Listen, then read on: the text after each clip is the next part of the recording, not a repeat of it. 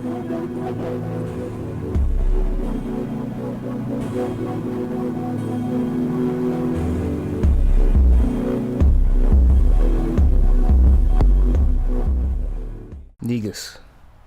what's good with y'all, man? It's your boy Ace Smith, the Divine One. Tonight, we are back in the Ace's Temple, and we are discussing the Marvels. This new the Marvels film, right? Another movie decode for y'all, man. I'm gonna let y'all know right off from the jump. Spoilers, man. We are going. This isn't just any movie review. This is a occult decode. So we're getting into symbology. We're really dissecting this film. I see so much when I watch films, so much magic and shit going on, but I'm gonna explain. You'll see. We got a new spirit from this film. I don't think they did this intentionally. Well, there's a whole bunch of spirits in this film, actually, if you want to take it from a chaos magic perspective. But let's dive in. So, before I even get into the film, like I said, spoiler alerts. If you haven't seen the film already, go watch it, and then come back. Now, if you're here for the knowledge, for the magic, then stay. You're not really caring about the spoilers, then you're gonna go and see them for yourself. Hey, stick around. But before I even get into the film, let's put one up for my man's brother Panic, man. RP, the GOAT, the great God. The OG movie decoder, man. He definitely came through today. This morning, had me wake up, had me go to IHOP. So IHOP is the house of pancakes, pan.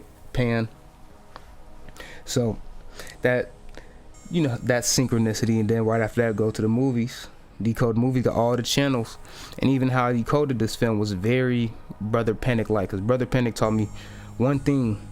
Do his videos, he taught me, when watching these films, they're all talking about self. All right, they're talking about aspects of self, and that's what is playing out through these symbols on the screen. Okay, there's a whole science to how they program you and how they relay these messages to the subconscious mind, and he goes through all that in his book. One day I'll bring it out, I'll do a video about it. But there's a whole science to being in a movie theater in the dark, making you more sleepy. It's open up to that trance, and then the flicker is what's projecting that light, so that repetition of the frames. So there's a lot of science going on, all right, with the mind and the mind control. Because what happens with these films is usually you go in, and if you're unaware of all of this, it can program you. The films can program you with the energy. But if you know how to see these different symbols, you can take the program and use the energy for yourself, the power for yourself. So we're gonna get into that. I'll explain. But yeah, one thing with this film.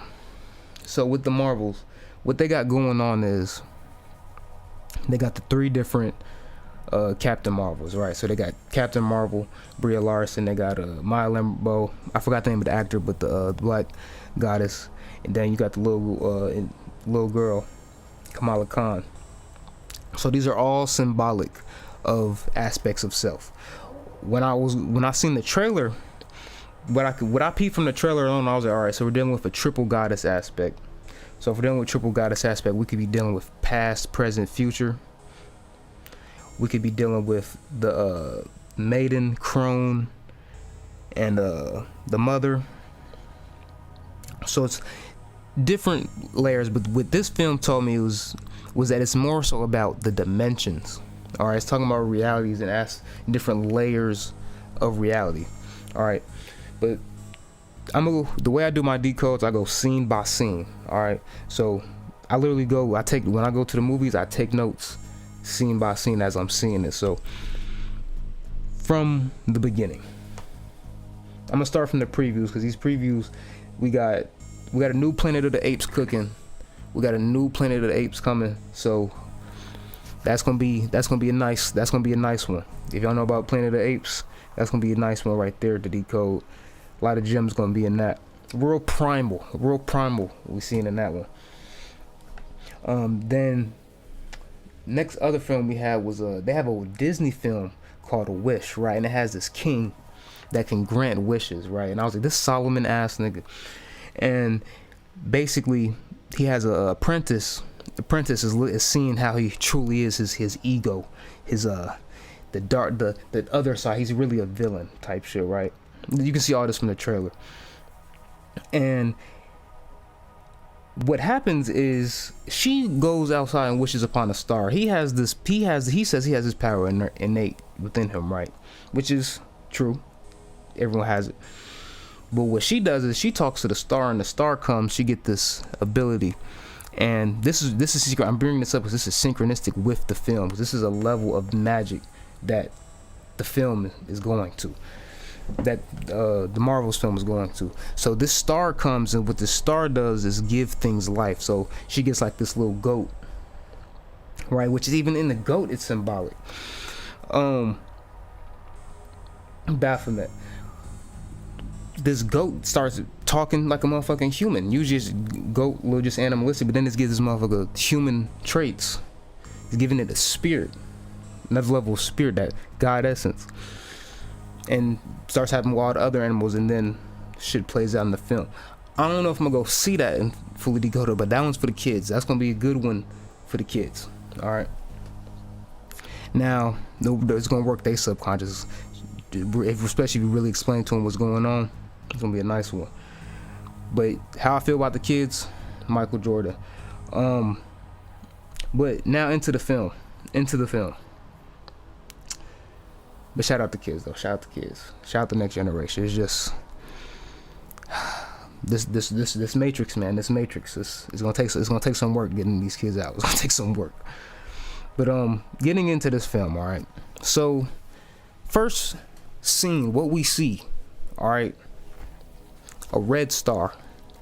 Red. I thought it was a planet, but it's a red star. This motherfucker is struggling. All right. What's going through my head right now, what I'm hearing is Nemesis.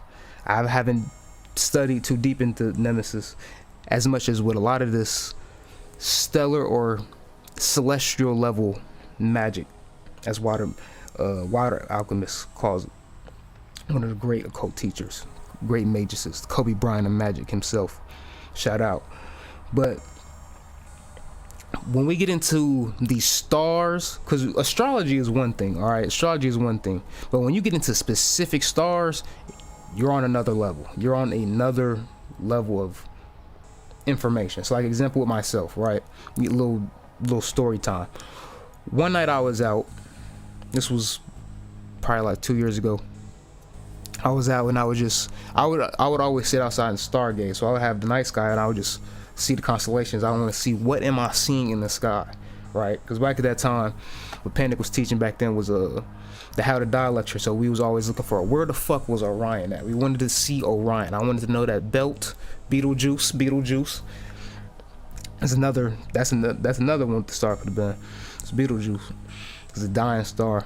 All that red light giving off. That's exactly what it is. But when I was looking out at the sky this one night, I was fixated on this one red star. I look it up with the app. Arcturus. All right. I look up what is Arcturus. I find out we have Arcturian star seeds. Okay. So the whole thing with star seeds is star seeds are real in the aspect of understanding you are a spirit, you are a star light, you are literally a star. If you look at a pentagram, you just put your hands out. There should be some diagram. If I find it, I'll put it up. But your body would make a star. All right, head, arms out, legs out. Allah. But you are a star. You are a fallen angel of light, right? This energy. When we say fallen angel, you are just manifested into the flesh. All right. So you manifested into this flesh. You forgot who you are. So now you must remember who you are. The star. Bring out that starlight. The starlight is also known as the soul. Okay. So in me finding this Arcturian star, then these star seeds, and then this was the real kicker. One of the traits I found that Arcturian starseeds have is something called synesthesia. And what synesthesia is it's like something in your brain that it makes it so your senses will merge. But in one aspect, so like it'll say when you hear music, you can see colors. Now for me, I'm a music producer. I've been making music now for like about 6 years. Since the beginning, whenever I hear music, it's always from a state, it's always from feeling itself. I feel it and then I hear it. Or when I hear it, I can see it. So when I listen to my music, when I listen to my beats or even my meditation tracks, they take me to whole worlds, whole different worlds or brain states. All right. Different areas of myself or different areas of the astral realm, especially now that I started tapping in, when I started tapping in more with the ancients, with different spirits through the music. When I get to a certain level of the relationship, I could channel their energy through the music, and I can connect through them to their world straight through sound. All right. Now, but that synesthesia and that merging of the senses is very powerful. What I've found to be very powerful in terms of spiritual ability and magic, because if one can merge and connect different senses, they can create a reality that is connected through these senses. Because when you create your reality, you understand that your reality itself is only made up of your 5 senses. Your 5 senses tell you what is going on. Like even right now, this environment that I'm in, I got a candle, multicolored candle. I got incense, some myrrh. Now the specific incense, specific colors, all these things around me. Like even I got some candy right here, some Skittles for Panic, and I got some even more for myself, because Panic will say, yo, what you like as well. My favorite is these Haribo gummy bears. I ain't had the gummy worms. I really fuck with the gummy worms, but the gummy bears a second. But I know he fuck with the Skittles. But today is 11/11. It's a gateway, so everything is synchronistic coming down right now. All right. But with this Arcturian starseed, it's our Arcturus star. When we get into star seeds, talking about that type of shit, understand that's talking about a level of the soul. All right. So this is soul talk. We talking soul level connections. When we get into stars, it's your power, your innate abilities. So stellar magic, if you could connect to different stars, that's like connecting to different suns. All right, let me run that back, because early in spirituality, right? Let's run it all the way back. All right. Early in spirituality, what you learn is about sun gazing. All right. And the sun gazing will wake up your third eye. All right. Turn that on. Turn on your senses and get you downloads, connect to the sun, to the spirit world through the sun. But it'll heal the sun to heal you. It's all types of shit you can do to the sun. Now, you're doing the same thing that you would do sun gazing, but do that with stars. The same way you would stare at the sun, you can do that at stars, and it's easier. And you can still get that energy from that star, because understand, when you see it, just the sense of seeing it is the connection. Just the sense of seeing that star is the connection. So you're able to get information from it. Now, you may not understand it in that moment, or you may, depending on your level where you at, or over time it just may come out of you. Just over time, that light will transform you, because we understand especially when you go into a deep gaze staring at it like you would the sun, you're supposed to go into like a trance state looking at the sun. That's why they say do it earlier, because it's easier to look at. You're not so much focused on when your shit burning.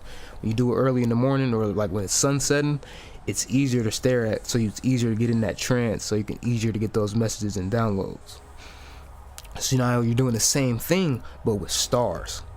All right. So with Arcturus,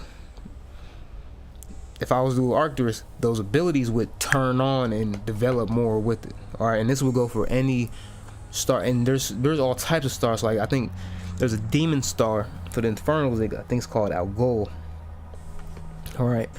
Then there's all type of stars, man. You got Sirius. You could meditate and stargaze on Sirius and Orion. You could stargaze on Betelgeuse and get that energy. It's all types of things.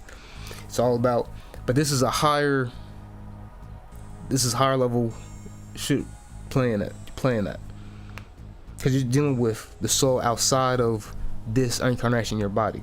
All right. So the understanding of it is a lot more deeper and subconscious. That's what I'm trying to say.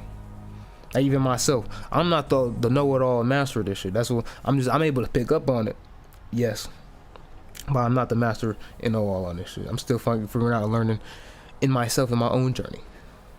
But hey, the knowledge is the spirit in the building. But hey, let's continue, man.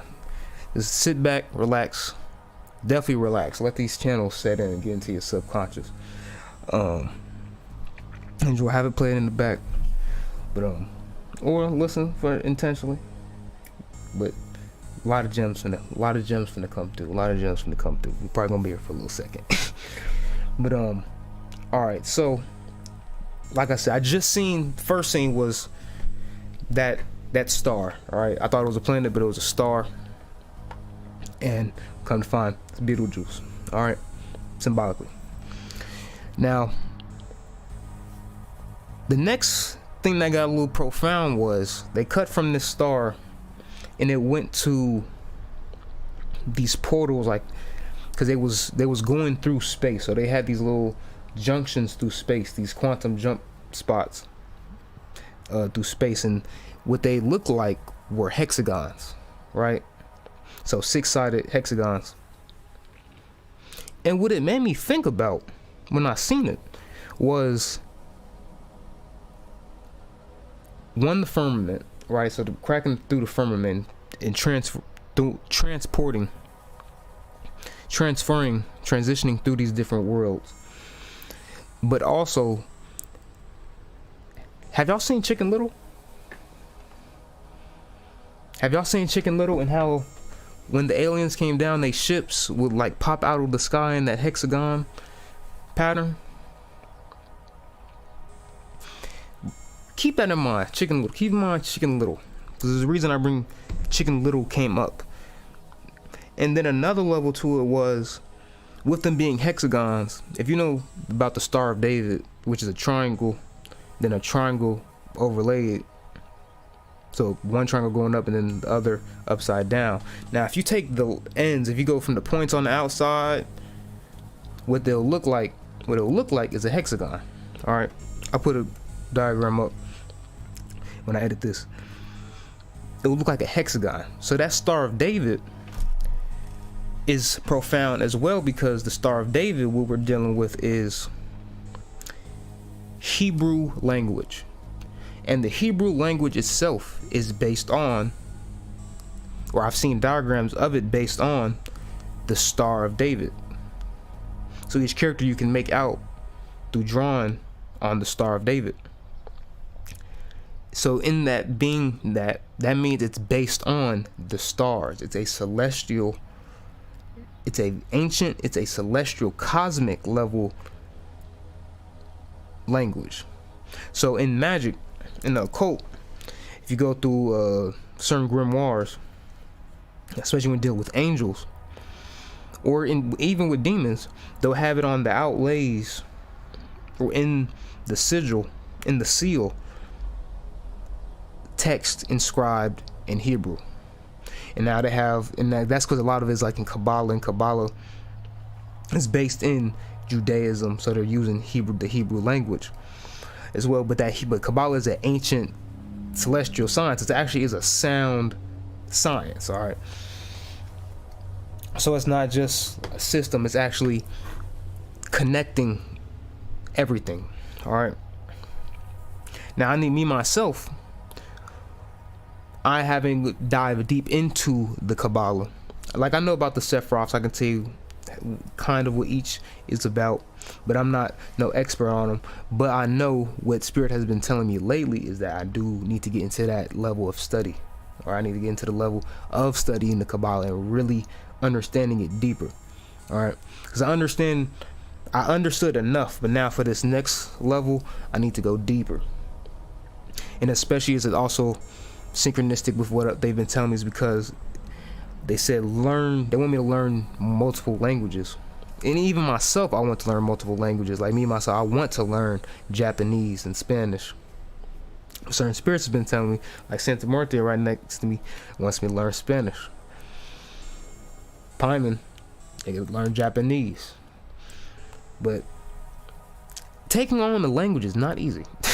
Taking on learning a new language is not easy. So, but I understand the point of it. It's more so about the concentration, the consistency, the discipline, and being able to learn it, having the ability to learn it, and then once learning it and mastering it and becoming fluent, because that's my plan. I want to become fluent in other languages. I don't want to just learn them just so I can read them or just to do them in a spell. No, I want to actually become fluent.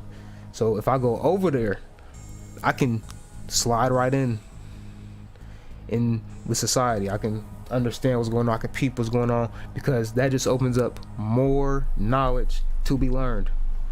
It opens up more knowledge, more gateways, more shit I can see. All right, if you sing in English, you got to turn everything into English. But if you learn something in Hebrew, now you can a whole new wealth of knowledge over here. You learn something in Spanish, you can read anything, learn anything in Spanish, what they know. Japanese, Chinese, all these different languages, all these different knowledge bases encoded through the language. Which is also, this is actually profound. This is very synchronistic, because encoded in the language, this film started talking about languages. See, now we're not even in the next scene yet. We're not even, this shit is crazy. But let me chill, because the reaction is gonna get me out of the channel. But when learning these different languages, especially this Hebrew in this domain, in this solar system, in this matrix, would be the one that is shifting, is contacting certain shit. All right, and that is because of who has us in this box, this matrix, how this matrix is ran, how is it understood. That's the best way I'm going to say it in general.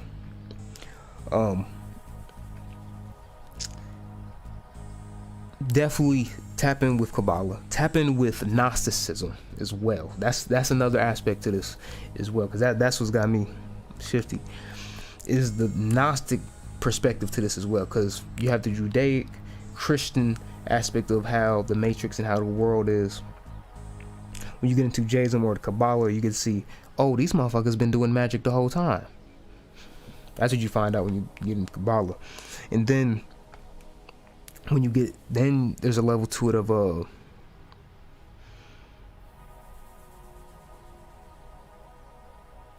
that one left me. Yeah, that one's gone. That one's gone.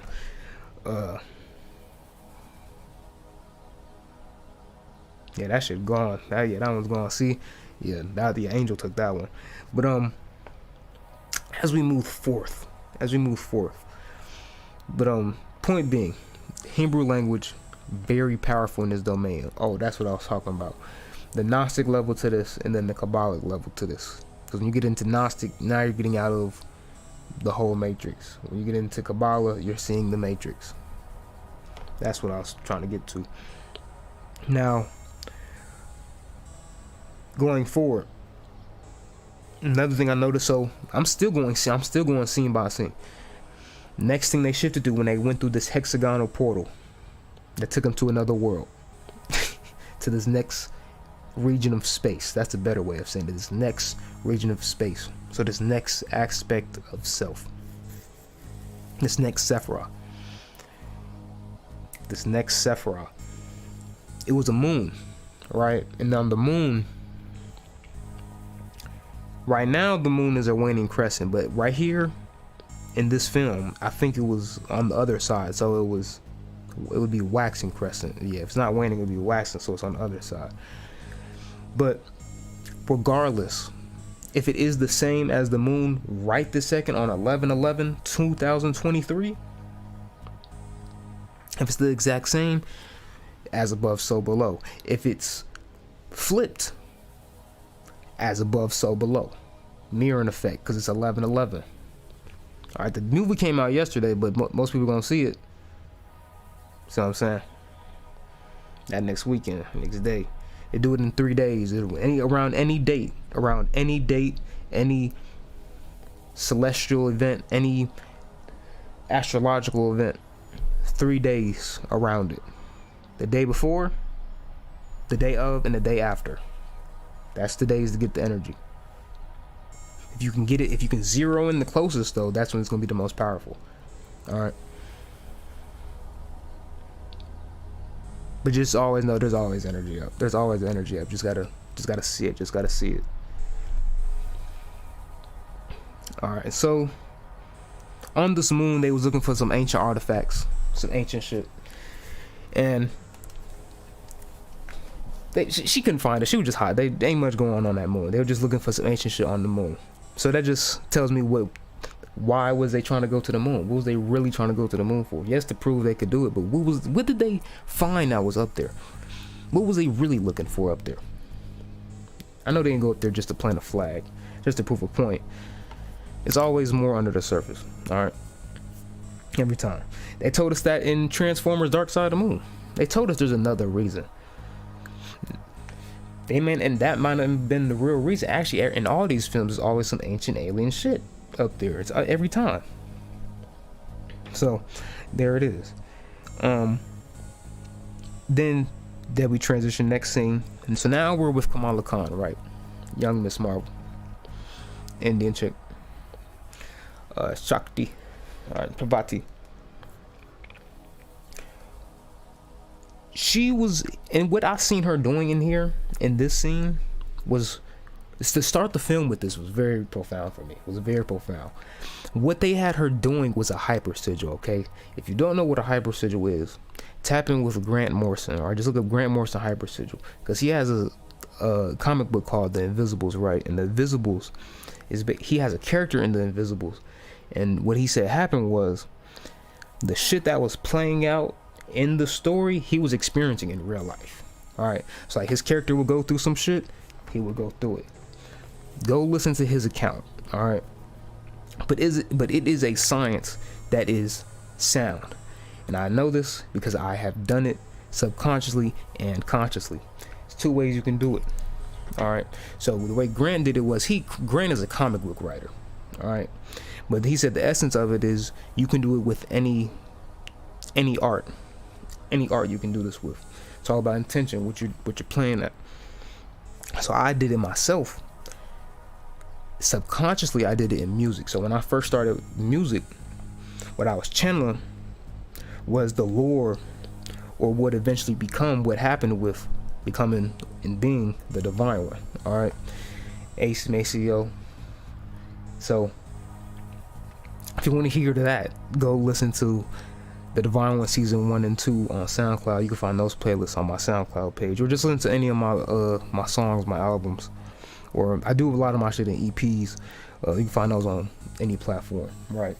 And how that played out. But a lot of that shit came to fruition. A lot of my newer music, and even some of the shit in my older music, is still coming to fruition. Or when I listen to my music, it's very profound because I always get a message. Like myself talking to myself, but spirits talking through me to myself. But like, just depends on the song. The matter at the time. Just so many. Because the thing with my music and my thing when making music, even still, is to be intentional. Because the problem with music today is nobody be talking about shit for real. They be talking about sex, drugs, money, same bullshit. Not even the alchemy of it. Now there is alchemy that is done with it. Some people when they listen to it, they may be feeling like, yeah, we're getting rich, we're getting this money. Let me just feel that. But still there's other aspects of the music, or even movies, TV shows. This applies to TV shows as well, not just music. Because it's still with your focus, with your mind is opening up and focusing on what you're taking in, your environment. It's still what you're becoming. You are what you eat. But with the music, there's other aspects in the music that are driving the culture and driving your mind to do and act certain ways, and you don't even realize it. All right, it's not that listening to Chief Keef will make you want to go blow New Jersey up. It's more so that listening to that song will make you you'll be very desensitized to shit blowing up. Now, I'm not saying that Chief Keef did that intentionally, or the song being blown up did that intentionally. That's just nature. I want y'all to understand that. I'm not saying that this is a whole scheme and conspiracy. I'm not saying that at all. I'm just talking about the nature of this shit. So a lot of this shit plays out subconsciously, and people aren't aware of it. This is the occult. All right. Now, on a certain aspect, like in Hollywood, certain shit is intentional. Sometimes you can see it when some shit is intentional. But I like to say a lot of this shit be subliminal that I be picking up. But in it being subliminal, that could be the intention. All right. Like with this film, the whole aspects of it. Like, cause thing when writers go to school, when they're doing these screenplays, what they study is mythology and what mythology and storytelling is. So I want you to understand what mythology and storytelling is, and this will help you understand why the hypersigil works, the science of the hypersigil. All right, and they explain this shit in the Eternals too. So when you're telling a story, right, you're literally doing what God does, what God, quote unquote, does. You are creating a reality, creating a scenario. Now, when one is listening to it, they're fully developed in it, they're fully engulfed in the characters and the emotions. They think that shit is real. That's the thing. When they think that shit is real, all right, it plays on their mind and their perspective of things. Okay, it's like, so when shit is happening subconsciously, they can play on your mind subconsciously. Like in this film, I picked up on some shit that was so. When I get to it, y'all see. But the timing of everything is very. What is y'all trying to do? That's my question. Like, what are y'all trying to do? That's my question. I don't know what they trying to do or what is necessarily going on. I see the energy. It's a gateway portal open up. That's for sure. I can tell that from the date. Just looking at the date, it's 11/11. It's a gateway. Shit is open, as above, so below. The worlds is parallel. It's a mirroring effect going on. All right. So if there was any portal gateway to be open, like in this film, the quantum jump day, it would be today. All right. Now, even though today is 11/11, when I'm seeing this film, doing this video, and even doing this live stream, y'all watching it probably gonna see it. I don't know what day. I don't know what day y'all gonna see this, but the energy is the point. This is just we're just recording knowledge. All right. Be here to see it in the flesh, in person.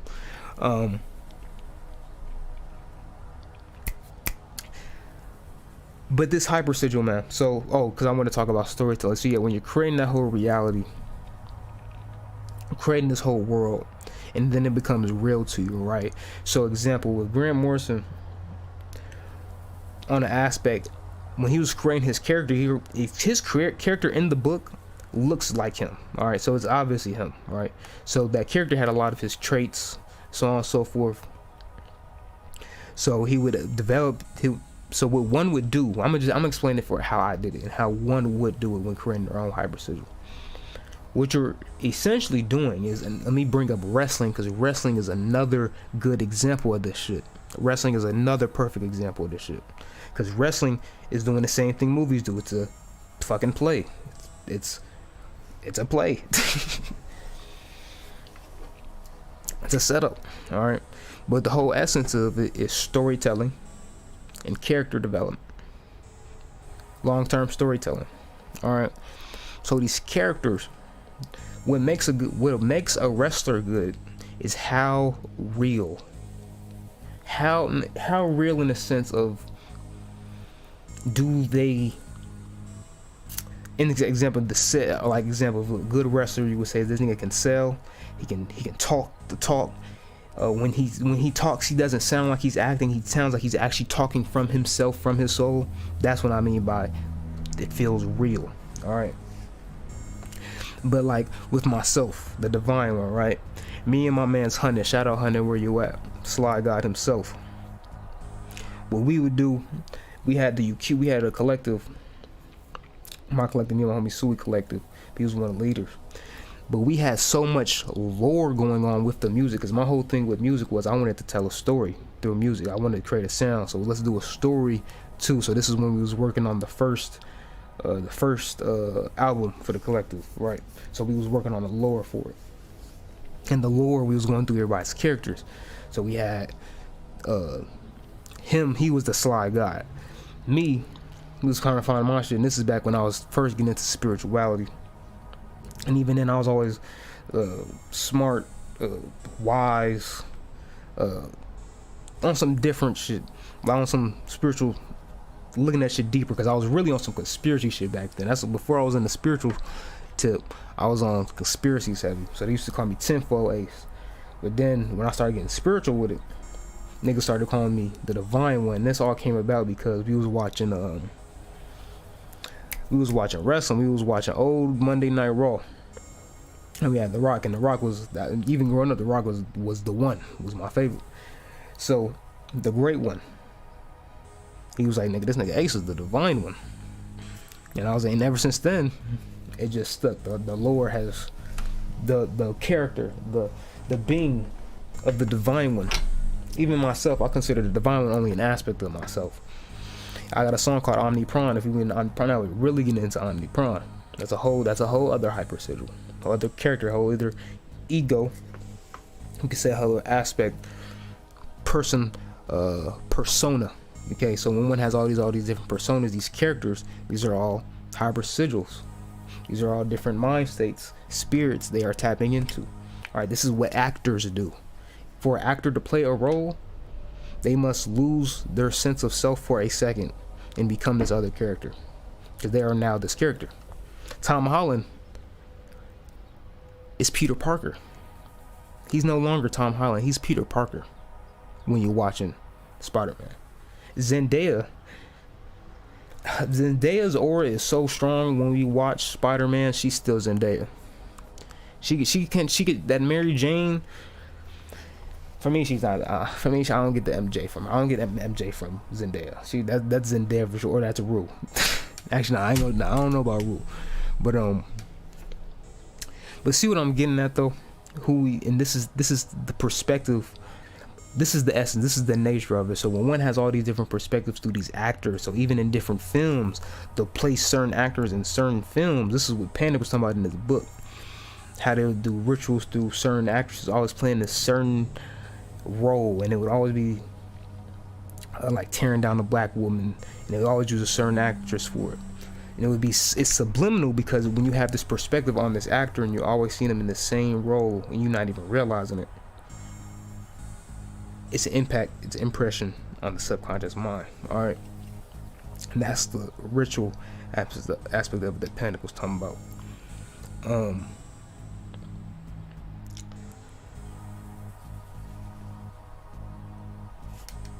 But yeah, hypersigils, man. Hypersigils is the highest magic you can do. Alright. Now, I haven't even explained how she did it in this film, but how she did it was just like Grant Morrison. She had a comic book. She put herself in the comic book, fighting alongside Captain Marvel, because she was a huge Captain Marvel fan, right? And they played out. They went on a whole adventure, fought some motherfuckers. Kipped out had her holding her because she couldn't fly. It was all cool and shit.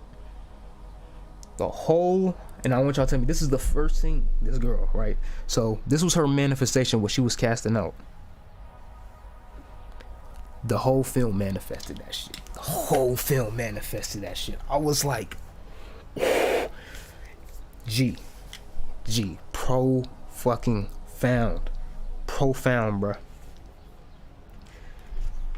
That I'm telling you, the hyper sigil is the sauce. I'm telling you, create a story, create a character. What do you want your life to be? What do you want to do? And channel that through your art, whether it's drawing, make yourself into a character, or create a character and assume the role of that character. Make a story. Like me myself, I love writing, right? Like music is my shit, and I've been able to do it in music.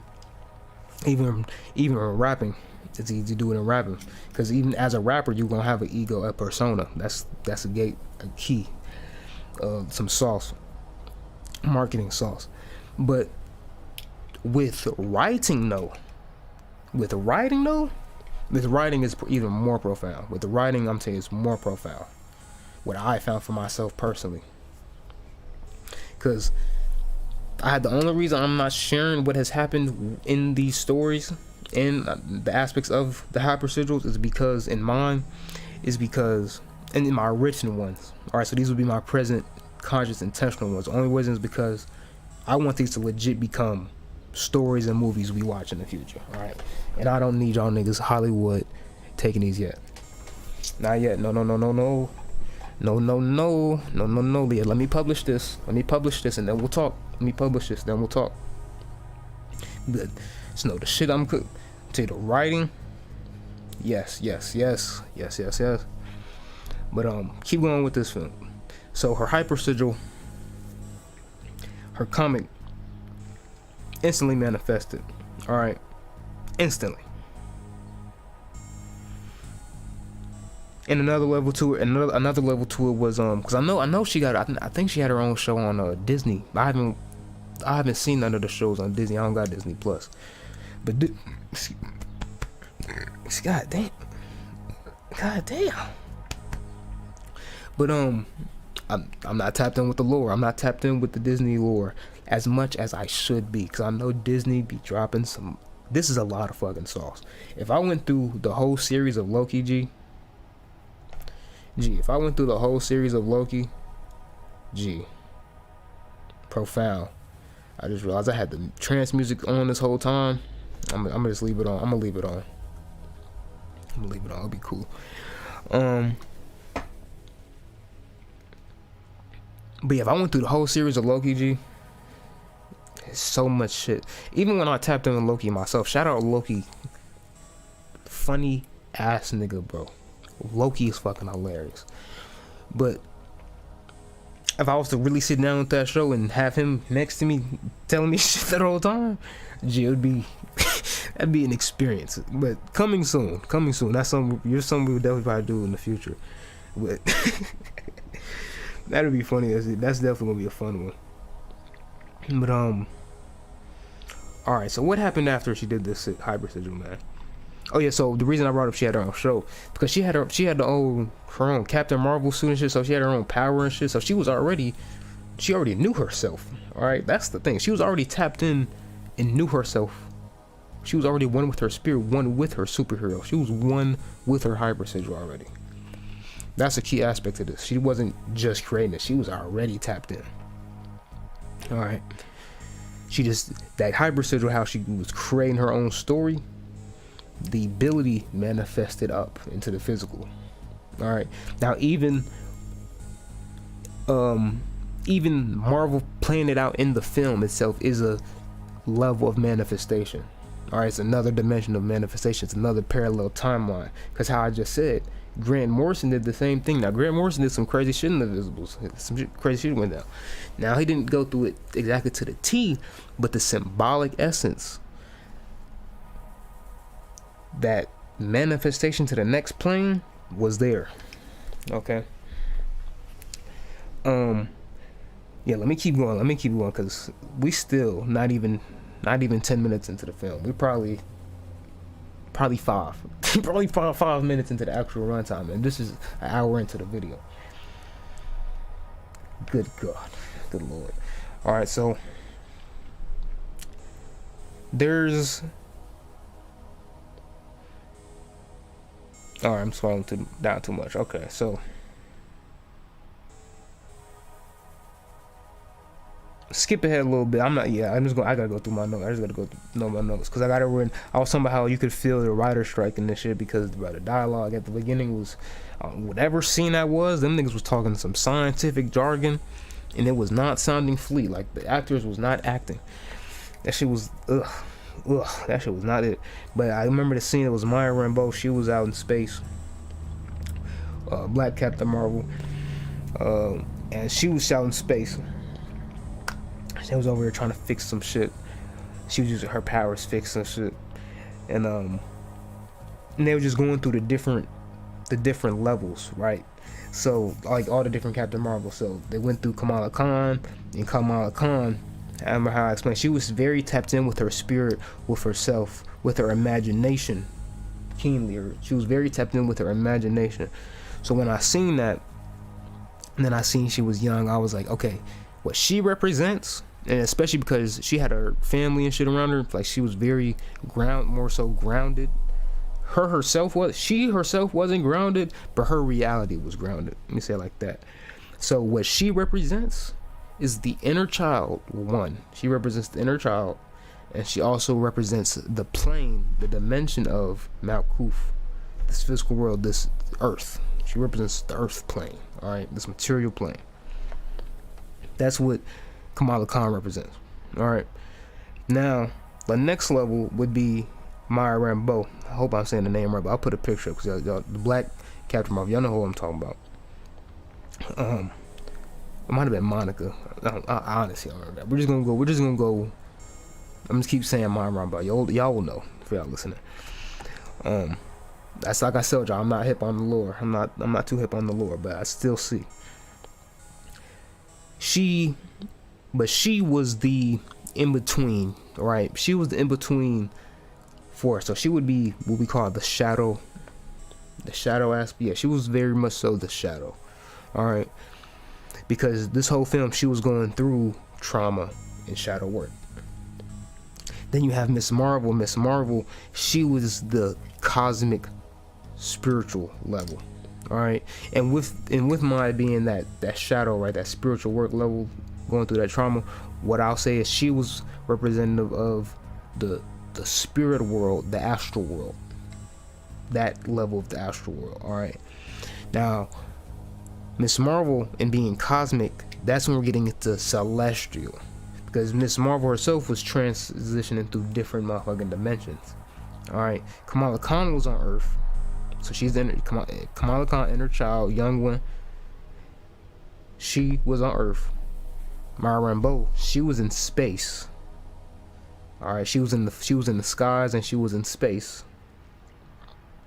Then you had Miss Marvel. Miss Marvel was in a completely different galaxy, whole different dimension. All right, so these are three different aspects, three different levels. All right, and these is all talking about self. That's what I went to hammer home for, that this is about self. So Kamala Khan, on that earthly level, she would be the inner child. Miss Marvel, she would be Captain Marvel. There we go. Captain Marvel, she would be the higher self, the soul. More so the higher self, yeah, the holy guardian angel type shit. And then Maya Rambeau, she would be more so your spirit. Alright. Spirit in the essence of like your shadow. Okay? Your astral double. Especially the way she was talking. Yeah, you could really see, you could see it in the way, like the way she was talking to Captain Marvel, because they had she was gone for a minute, right? She was gone for a minute, and it was interesting, which I don't know why this isn't showing up in my notes yet, but so Captain Marvel had been gone in their timeline. She was gone for 30 years, right? So she was missing for 30 years, and this girl, she grew up, her icon, her idol, was nowhere to be found. She was her one. I get some candy. She would call him Candy. But it was interesting. It was interesting to me because it's all talking about how these are all aspects of self, right? It's saying they were not all aligned. They weren't in sync. So throughout this film, what you're seeing is a ritual. This is how you make it magic. This is how you make watching this film intentional. It becomes a ritual of becoming in harmony, getting in sync with spirit, aligning your spirit, aligning all your different aspects of self. All right, as well as awakening one's psychic, spiritual, magical, untapped DNA, the subconscious powers. All right, that's what this film is about. That's exactly what it is. That's how you make it intentional, make it powerful, make it magical. Just watch it with that intent. All right, because that is what the story, that is the theme that is played out through this film. All right, so let me keep on going. So this is where I said I started picking up on shit. So there's a cosmic level civil war they have going on between the Kree and the Skrull. This is Marvel lore we're talking about right now, all right? But it's a cosmic civil war. And remember what I said, the quantum jump points that they was going through, they look like hexagons. And I said that hexagon is the outline of the Star of David if you go through the points. That Star of David connected to Judaism. That Star of David is also on the flag of Israel. Now, all I'm gonna say is the war aspect of this film is very interesting with the timing, especially all these films, because they always happen around some type of war every time, especially when they're released. Like example, I didn't do a decode on The Creator, but I went to go see it, and the week it came out was right when this war had started over in the Middle East. I'm just saying the timing is a little. That's all I'm saying. I'm not saying nothing else. That's all I'm saying. This timing is, hey, all right. And then the colors was, hey. Go watch the film. Go watch your film. Well, if you've seen it, you've seen.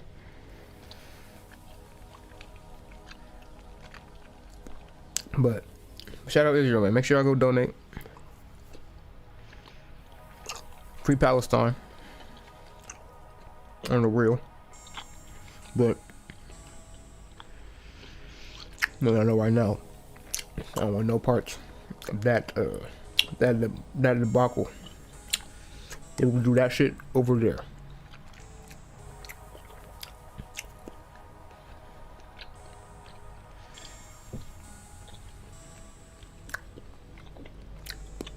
Spirit calling for the candy. The spirit's calling for the candy at high zoo. But oh man, we an hour in, boy. Not even 20 minutes into the film. Okay, so yeah. Like I said, they're all aspects of one being. All right. So now let's get in. We should go. Now we start picking up the film now. So Maya starts. So I start picking up on Maya's powers. So Maya, she says she can see through. She's see through. She can take energy. I seen her like taking energy. So, and I think the way she explained it was that, yeah, she could see energy. She said, all right. So the way she explained it later in the film was that their powers are electromagnetically based. All right. So they're based on light, essentially. So they're based on starlight. So when I heard that just confirmed for me this is stellar magic. So if I was wanted to working with these entities, because that's what they are, even though they were created by Marvel and Stan Lee and them, they're still entities I can work with magically. I want you to understand, you can still work with these as magical entities, as spirits. All right, you can invoke their energy and become like them and learn certain things, learn certain knowledge. All right, now so in them being based in light, that told me they are based not necessarily on the sun. They're not necessarily based on the sun. They're based on pure starlight. So they're stellar magic. You're connected to the stars. So in working with any of them, connecting to that higher star aspect, as I was talking about earlier. All right. Now she was saying that she can manipulate and see the energy. That Kamala Khan, she could make it matter. She can make light matter, which is very fucking powerful. Once she masters this shit and really gets real nice with it, she gonna be powerful as shit. So if you can make light matter, very symbolic, very powerful, symbolically, magically. They all have their uses. Then the one being able to see and manipulate it. What that made me think about was this is very demonic, very vampiric. All right, very infernal, but it's very vampiric in the sense of she's able to see the energy. So this is your psychic abilities, because this is energy within you. All right, I'm just telling you, this is all aspects of yourself I'm talking about. So even your star essence, you are a hybrid. I want you to know that you are a hybrid of all types of shit you may be. Demon, angel, alien, all types of shit. All right, just understand. But we're early in the shit. That's what I'm saying. Early in the shit. This may be the first time you're hearing this shit, but understand. In time, you will find out, and you will see. But her being able to see and manipulate this energy was very vampiric. So when I seen that, I was like, okay, this is in sync with another level of the study, which another level of the occult is vampirism. And now when we talk about vampirism, we're not talking about motherfuckers drinking blood, or even how motherfuckers be talking about emotional vampire. Not even that. We're talking about actual energy, actual taking energy from something, or giving some energy as well. Because you can do it that way. You don't have to take the energy. You can give it as well. It's a two-way street. It's all about how one uses it. It just they demonize everything, so they make everything seem so evil, or make it seem so hoopla. So with vampirism, you can vampirize energy sources. So you can vampirize people. When we understand what you're taking. In terms of when you're taking energy, you're taking a life essence. All right, so you're taking a level of vitality, but you're taking pure energy. All right, or you can make it you can take some of their emotional energy. You can take stagnant energy from the body. It's all about your intention. What energy are you pulling out? So it's very key in aspects. It just levels to it, as well as your intention, or one's intention, I should say. So, but for vampirism, I'll say dive in deeper. Right now, we're on the stars right now. We're on the stars, and but if you want to learn about vampirism, the information is out here. That's what I will say. The information is out here. I'll talk about it another day. I will talk about it another day. But really, when I say vampirism, we're talking about energy work. All right. A little keto, a gem I will give y'all is that your breath is key. Now going on. How she was saying she could see and manipulate energy, and she was playing with the electricity, and what that was making me think of like a psychopomp, like a psychopomp. Intuitively, I got that word. All right, now when I got when I got psychopomp, what that told me was, all right, she's in between the worlds. She's guiding in between the worlds. She can transition between these worlds. She's in the astral world. All right, she's literally in the in between, literally. Ms. Marvel could do it all, right? But she went from Malkuth to Cathar. She went through the whole motherfucker. But she's more so based outside of so and shit. So she's in another dimensions of worlds. But Maya Rambo, she's transitioning the shit. All right, she's transcending them. Just going in between it. That's what I mean. So if she would be the energy magically more so one would tap into in that power level. If one wanted to do some healing and also manifestation shit, wanted to do some inner child fulfillment, Kamala Khan. Now for some stellar cosmic level shit, man, when they get with Miss Marvel, Miss Captain Marvel. Alright. And then they were saying Captain Marvel, she can absorb the energy. And that's what I was saying, being able to absorb it.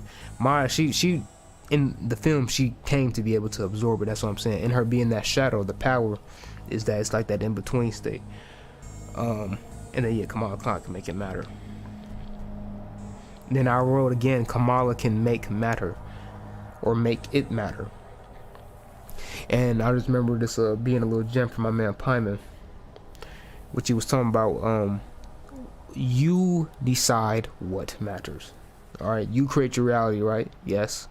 All right, so you decide what matters. All right. Actually, no, that wasn't Pyman. That wasn't Pyman. Shout out Pyman though. Shout out Pyman though. He probably did bring this up to me as well. So many lessons. That's what it be. Just so many lessons. Venus. This is who I learned it from. I learned this from Venus. The aspect of Venus. That's another level to this is Venus. Lucifer, Venus, light bringer. Venus. A level to Venus was what you make matter. All right. And what that was saying was, in magic, it's about what you give credence to, what you give power to. What you give power to, what you give energy to makes it real. All right. Things you care about, those are what matter to you. All right. That's what Venus was telling me. All right. And then that just made me remember another aspect to this film. So if these are talking about 3 aspects of self, when we talk about aspects, divisions in any form, that is talking about Venus as well. All right. And when we're talking about aspects and divisions, we're talking about aspects and divisions of one thing, the same being. All right, so here, let me tell you how it works. So Venus, right, on a higher cosmic level, right, this is what Venus does. When that sunlight, when that light comes from the sun, it's pure white light. I want you to understand, it's pure energy white light when it comes from the sun. When it gets to Venus, that's when it becomes color. So that prism, when you ever see like I think the pink, is that Pink Floyd? But it's like I'll put the graphic up, but it's like a pyramid, and there'll be a light going into the pyramid, and then out of it will come the colors. That is Venus. All right, and I want you to understand what that is the beauty of everything, you being able to differentiate everything. That is your senses.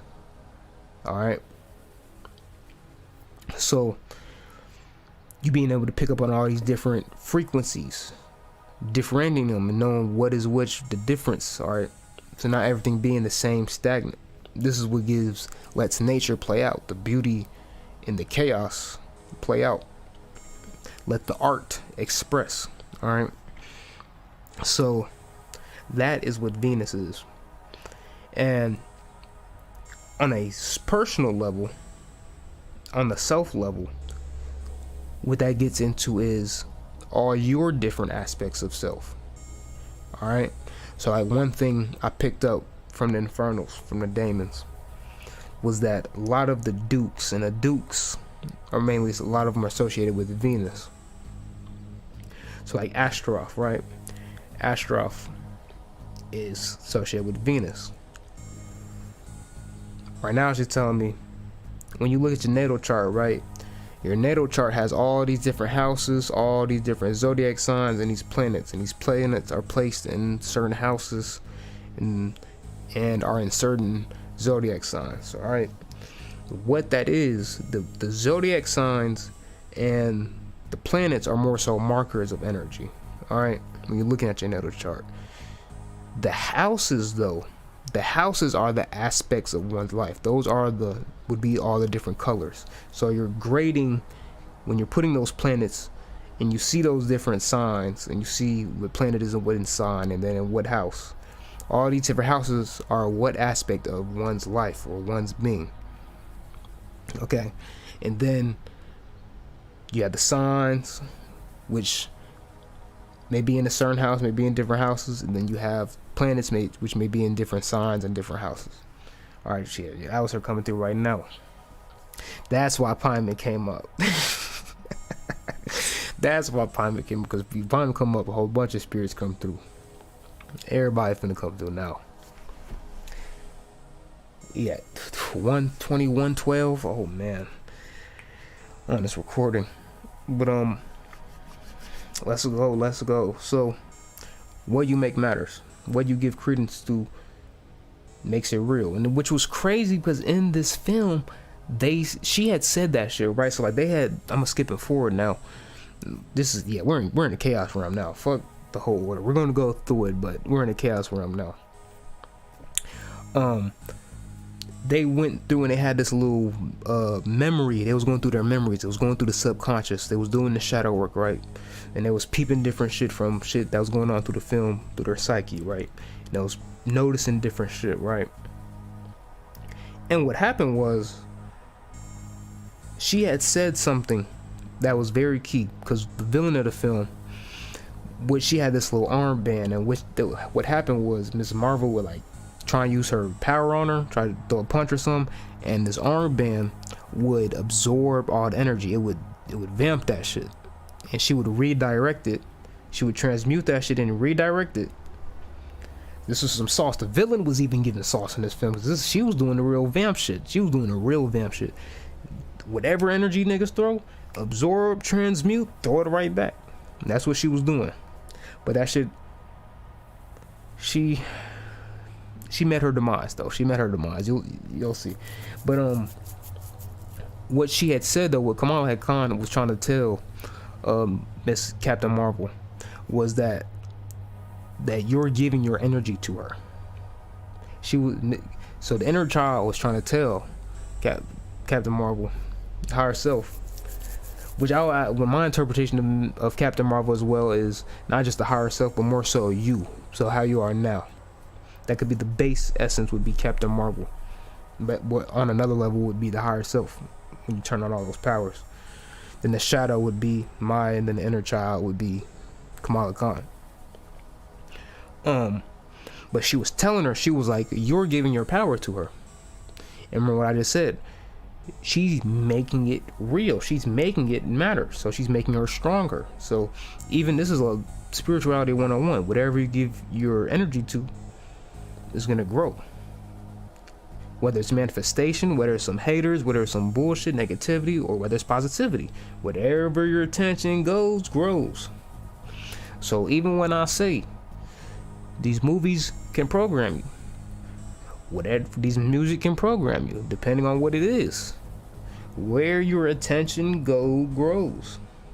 Understand that. All right. So it is very key that you pay attention. What are you paying attention to? And what you're paying attention to, that energy will manifest in your reality. Your reality will become that energy, whatever it is that you are focusing on. It's like myself personally, this would explain my reality. What I focus on a lot is the magical, the esoteric, the occult, the mythological, the science, the psychological, philosophical aspects of life. All right, the symbolic aspects of life. So in seeing with that perspective and approach to life, I'm looking for straight symbols, new knowledge, studying. That's where my attention goes. So in that's what grows and finds me. Now if one had their eye and there was all in pussy all day, they're gonna attract more pussy.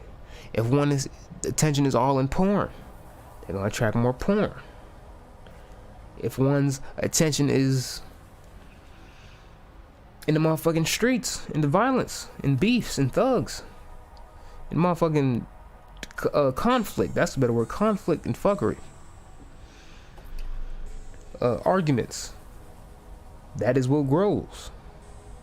That will become more part of their reality and their being as well. Not just the reality of their being, because one's reality is a reflection of themselves. Okay? Okay, so as above, so below, as always on this 11/11 date. All right. Now, let me keep going with this film. Nah, this shit was funny. So, old girl was trying to fly, right? And she was like, I haven't. She said, I got the ability, I just haven't done it yet. And she was like, well, now's the time. Or old girl's gonna die because Kamala Khan was, she had teleported. So what was happening in the film was, they would be in different points, right, in different worlds. So this is what gave me the idea of them being in different dimensions. I should have brought this up earlier. But in the being in different worlds, so like Miss Captain Marvel, she would be in another galaxy, another dimension. Maya Rambeau, she would be in space. Then Kamala Khan would be on Earth. So what would happen is when they would use their power at the same time, or when Kamala Khan would use her power, this was a little gem too. When Kamala Khan would use her power, they all would switch. They would switch dimensions. All right, and that's what I was talking about, the hesitancy, like they all couldn't be in the same place. But eventually they became one. They harmonized. They got in sync, which is the whole point. The whole point is to become in sync. How it probably was, because this is also talking about a collective energy and a collective aspect in the times that we're going through. In the past, those worlds, those different aspects of self may have been cut off to us. All right. Spiritually, cosmically, in this timeline, it could have been like that, or just the awareness and knowledge of it, because that's what really was a matter of. This is the light being brought forth. So in it becoming aware, that awareness is what brings evolution, pushes people forward, because that's when they're able to understand, they're able to do more with it, they're able to alchemize and transmute and see what they do with it. Ooh, Azazel talking right now. For real. But with Miss Marvel, not Miss Marvel, with Maya Rambeau, this nigga Nick Fury was like, black magic. He said black girl magic. He said black girl magic, and she took off. Her shit cut on immediately. And I know for black women, I've seen this shit. Black girl magic is an actual mantra. So for my black women, for my goddesses, black girls, black girl magic, turn on your power. I want you to go into meditation. Actually, oh yeah, I want y'all to do this. I want y'all to go in meditation, to a trance, and just keep saying over and over, black girl magic, black girl magic, black girl magic. Sing it. That'll make it more powerful. Singing is funny when we get into this film, but sing it, chant it, black girl magic, black girl magic. Males, you can do this as well, but I want to say, I want this for the goddesses, really. Black goddesses, black girl magic, black girl magic, black girl magic, black girl magic. And I want to see what spiritual ability, what magical ability, where does your mind go? And comment, let me know, because it may be very symbolic. Or you may actually just start doing some shit. You might start feeling some type of way. You might start dancing, getting up, doing some shit. You might start fucking levitating. It's all types of shit that could happen. Start getting wet, shit. All types of shit that could happen. But black girl magic, black girl magic, black girl magic. There's all types of shit that could happen. But what it is will tell you your strongest ability. I say your strongest because I don't think anyone has just one, and I don't think anyone has just none. I think a lot of this shit is just dormant, and it's a matter of what is already natural. And then once you master and work on what's natural, that's when you start tapping into the other ones and awakening those. That's like even with astrology. You want to figure out your own nature, understand your nature, master your nature, and then that's how you can transcend your nature, because you've mastered yourself and your nature. You can manipulate and shift it into others. All right, it no longer can defeat you, because what will happen is, with that being in the subconscious, with things being in the subconscious, they can work against you if they're not being tamed, that beast not being tamed, because it's human nature. It's just the nature of this shit. All right. So that's why it's all about bringing that light forth and that awareness, so one can tame it and control it, and making it their own power. Black girl magic, black girl magic, black girl magic. Do not let these motherfuckers keep y'all asleep. Do not let them keep using your power against y'all. Black girl magic, black girl magic, black girl magic.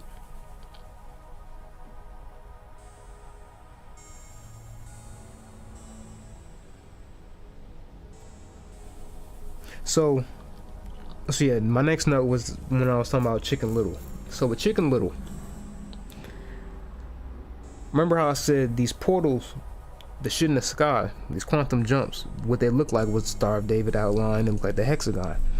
In Chicken Little, that same thing, that same phenomenon, that same pattern was going on. So why Chicken Little is profound here is because, for myself, Chicken Little is a cherished, very cherished to my inner child. My inner child I still fuck with Chicken Little heavy. I haven't watched it in a long time, but I remember that used to be my shit, Chicken Little. All right. The sky is falling. All right. And remember how I said Kamala Khan is the inner child. So her being the inner child, and how I was talking about how the Chicken Little inner child reference, that just another sync. That shit was very, very profound for me. Alright. What else happened in this film? So they eventually kept teleporting. They teleported into this other dimension, this other world, and they was having a war. It was the Kree and it was the Skrull. It was the Skrull and the Kree. So the Kree was the ones that, with old girl, that had the band that was absorbing the power. Now Kamala, she had this band as well. Inner child, she had this band, this power as well. So the power is in the inner child. I want you to understand that the power and the magic is truly in the inner child. And like how I said, all these women, all these three aspects had that inner child aspect. They all had a connection to it. Maya was actually in it. No, let me start this. Kamala was actually in it. Kamala Khan was actually in it. She was the young one. And then Maya, she was the black chick. She was she had it because in the first Captain Marvel film, she was the inner child. She was the young kid. Alright. In this film, she's just grown up. So she's become that shadow. So she's going through that trauma. In the film, she's doing the work. And she observes seeing the work.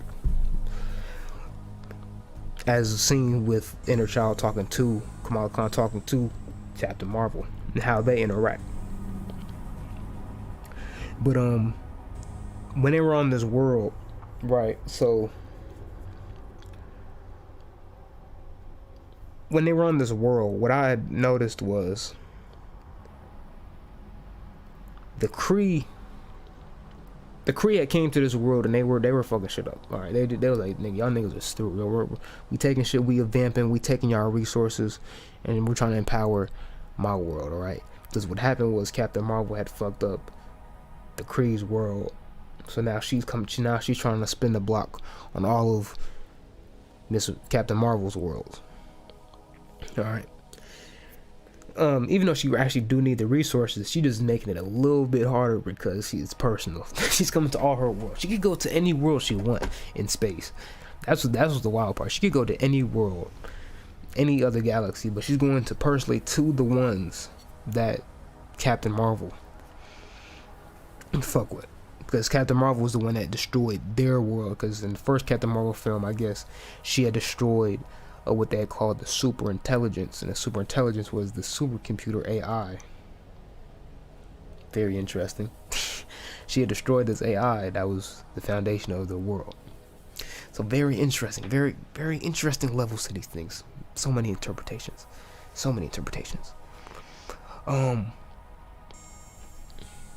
People have entered the house. That's why my voice went a little bit lower. But shit, this shit really, there's so much knowledge in this one little scene. Cause I had said they have this. There was a shot. All right, so this is the shot. The shot was like they had this arch going over the city. Like it was a geographical like little rock formation that was going over the city, and it was collapsing as they was leaving. When this Kree had came on and was fucking the whole city up. They had this little arch crash down on the city, so it was destroyed. So when I seen this, I was like, this arch is representing the bridge between the worlds. That's what it told me. That alone told me that the bridge between these different dimensions, these different worlds, is done. So in there, the bridge being gone, is 2 levels to it. Or this arch as well. There's 2 levels to it. The arch could be 1 level to being the firmament being cracked. That's 1 level to it. And with that firmament being cracked, that means one world and another world being connected. It's not necessarily being separated anymore. It's starting to merge. With today being 11/11, the mirror, that merge. Okay. And then also, if the bridge is being destroyed, are they trying to, or is there a rupture in the connection? Now I know that's not the case. The thing is, excuse me, I know that's not the case. That there's not no rupture between the spirit world. No, if anything, it's getting closer and closer and closer.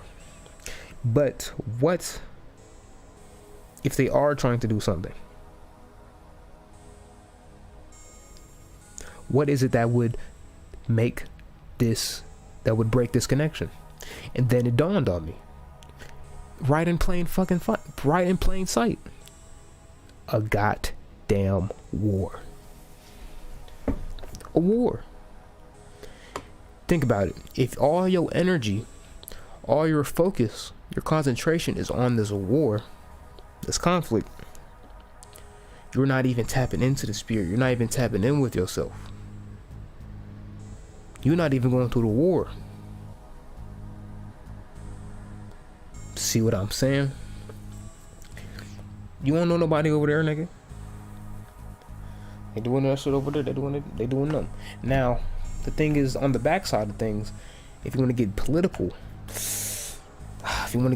there is. I ain't gonna say nothing. Just know, the goddamn government is some motherfuckers. They some motherfuckers. That's all I'm gonna say.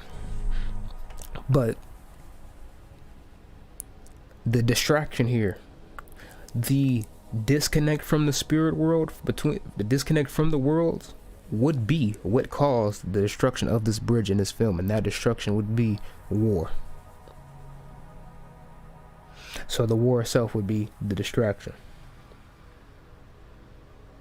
Alright. Now next. So now we have the Kree Emperor. I ain't get her name, but she's old shorty with the absorbing bam. We're gonna call her the Vamp Emperor. The Vamp Emperor. That's what we're gonna call her. Vamp Emperor.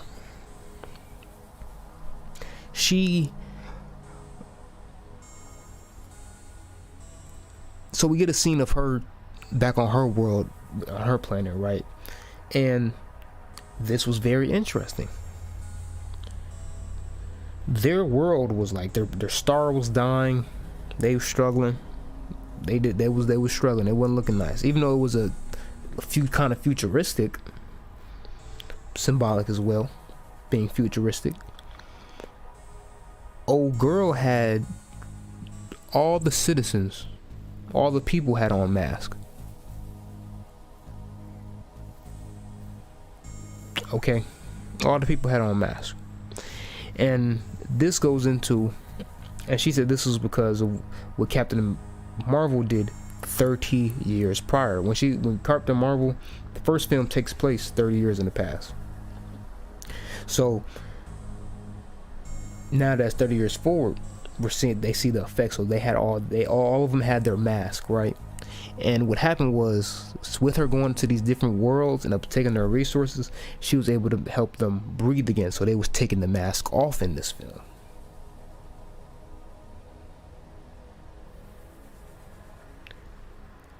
Some high magic going on. Some very high magic going on, okay? Very high magic. So they took the mask off now. They can now take the mask off. 30 years. I don't know what happened 30 years ago, but this is a level of interpretation and research I'm either going to have to come back to later, or I want someone who sees this to dive into. Alright, because I might fuck around and forget. That's what I'm saying. I'm definitely, actually, no, guaranteed I'm going to forget about this, because I got some other shit to do.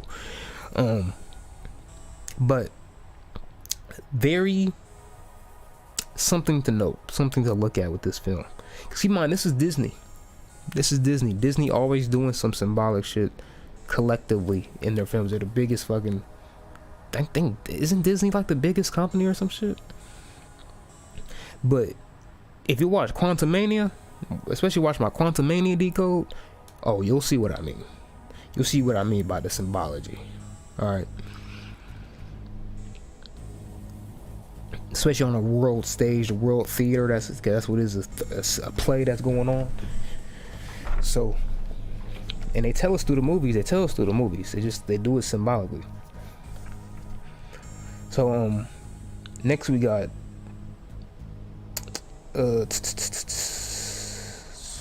destroy the Supreme Intelligence. I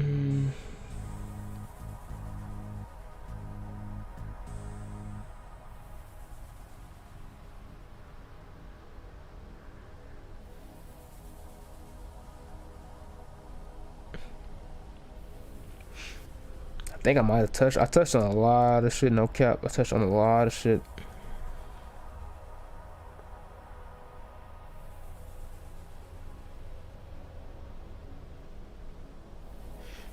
Cause yeah, it's already cause the next scene that was after that, I think was they was on the ship.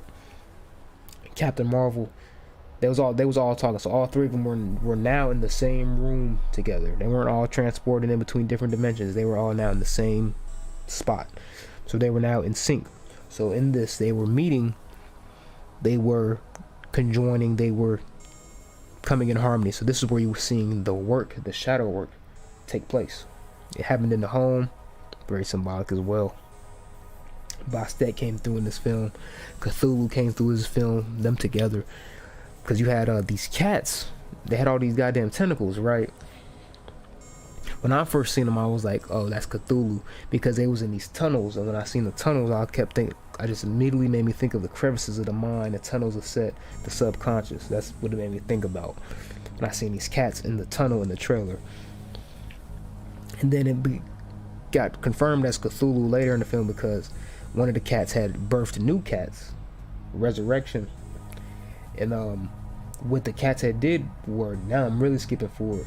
What the cats had did later on was they was eating people to transport them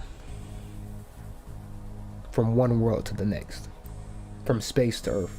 So from one world to the next.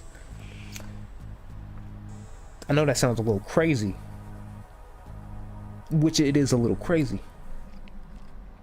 I'm telling you, this film, they was cooking a little bit. I ain't gonna cap. This film was cooking a little bit. They was cooking just a little bit.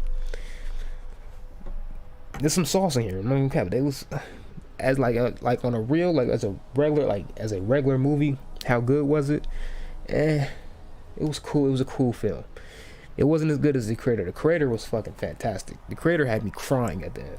I want y'all to understand that film, The Creator. Gee, I gotta come back in. I'm gonna go see that shit again. Hopefully it's still in the movie theaters by next week. I'm gonna decode that shit.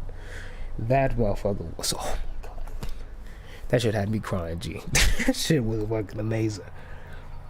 The ending was what got me. The whole film was profound. It's talking about the future, but that ending, man, whew.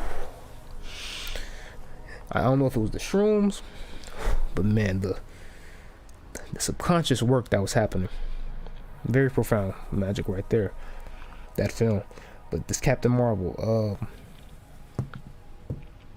but yeah, in this scene, so you've seen the shadow work take place. How I said it was Bastet. So the reason I said it was Bastet as well, not just Cthulhu, is because Bastet deals with the home and protection. All right, Captain Marvel kept the cat with her.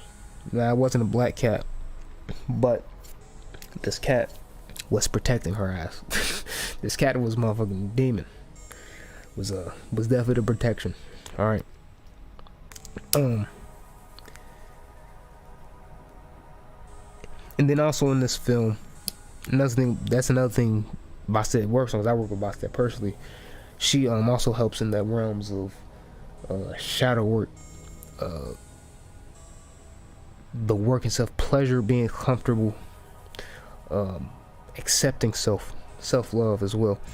So I can see that definitely playing out in this scene, because in this scene what happened was, so Captain Marvel was talking to Kamala Khan, and she was apologizing. She was getting accustomed to that, because Kamala Khan was fangirling the whole first part of the film. She was fucking fangirling, but then this film she kind of turned it back. But then Captain Marvel, she was like coming to her very stern, because she caught Captain Marvel in the midst of war. It's some real adult shit going on. Remember, Kamala Khan is a child. So this world, she's not used to this yet. And then you got Myra Rambeau in the back. She watching this play out, and she just liking what she's seeing. And that's why I'm saying that's the shadow. That's what the shadow was. What I seen in that scene. What I seen in that scene was the shadow liking what they was seeing. They was like, yeah. All right, and then they get to asking her about that. And then another thing with Maya that confirmed her as the shadow was the way she was talking to Captain Marvel. Because remember how I said they had that 30-year gap, she was gone, so she had a little bit of trauma. She felt some type of way about that. All right, and you could tell she was projecting that shit on her. She was testing her like you really got this. She was a little passive aggressive. I was like, what the fuck? These shadow ass thoughts, but they coming out in the script and the dialogue. I was like, the writers. Like at the beginning, I said the writers' strike could have been felt at the beginning of this film. But right here, this little scene, it's cooking. Because, yes, how the aspects of the mind will talk to itself. Yes. Right on. Yes. Carl Jung would be like. Alright, now. The band that Kamala Khan had on her, right? It said this verbatim. It said, "What you are seeking is seeking you." I said, what? I said, what, nigga?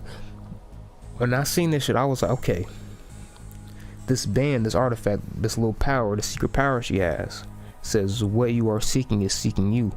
And what happened was she just so happened to come in contact with old girl that was looking for that armband, because she had one, but she wanted both, because when you get both, that balance, that's ultimate power, the full on power.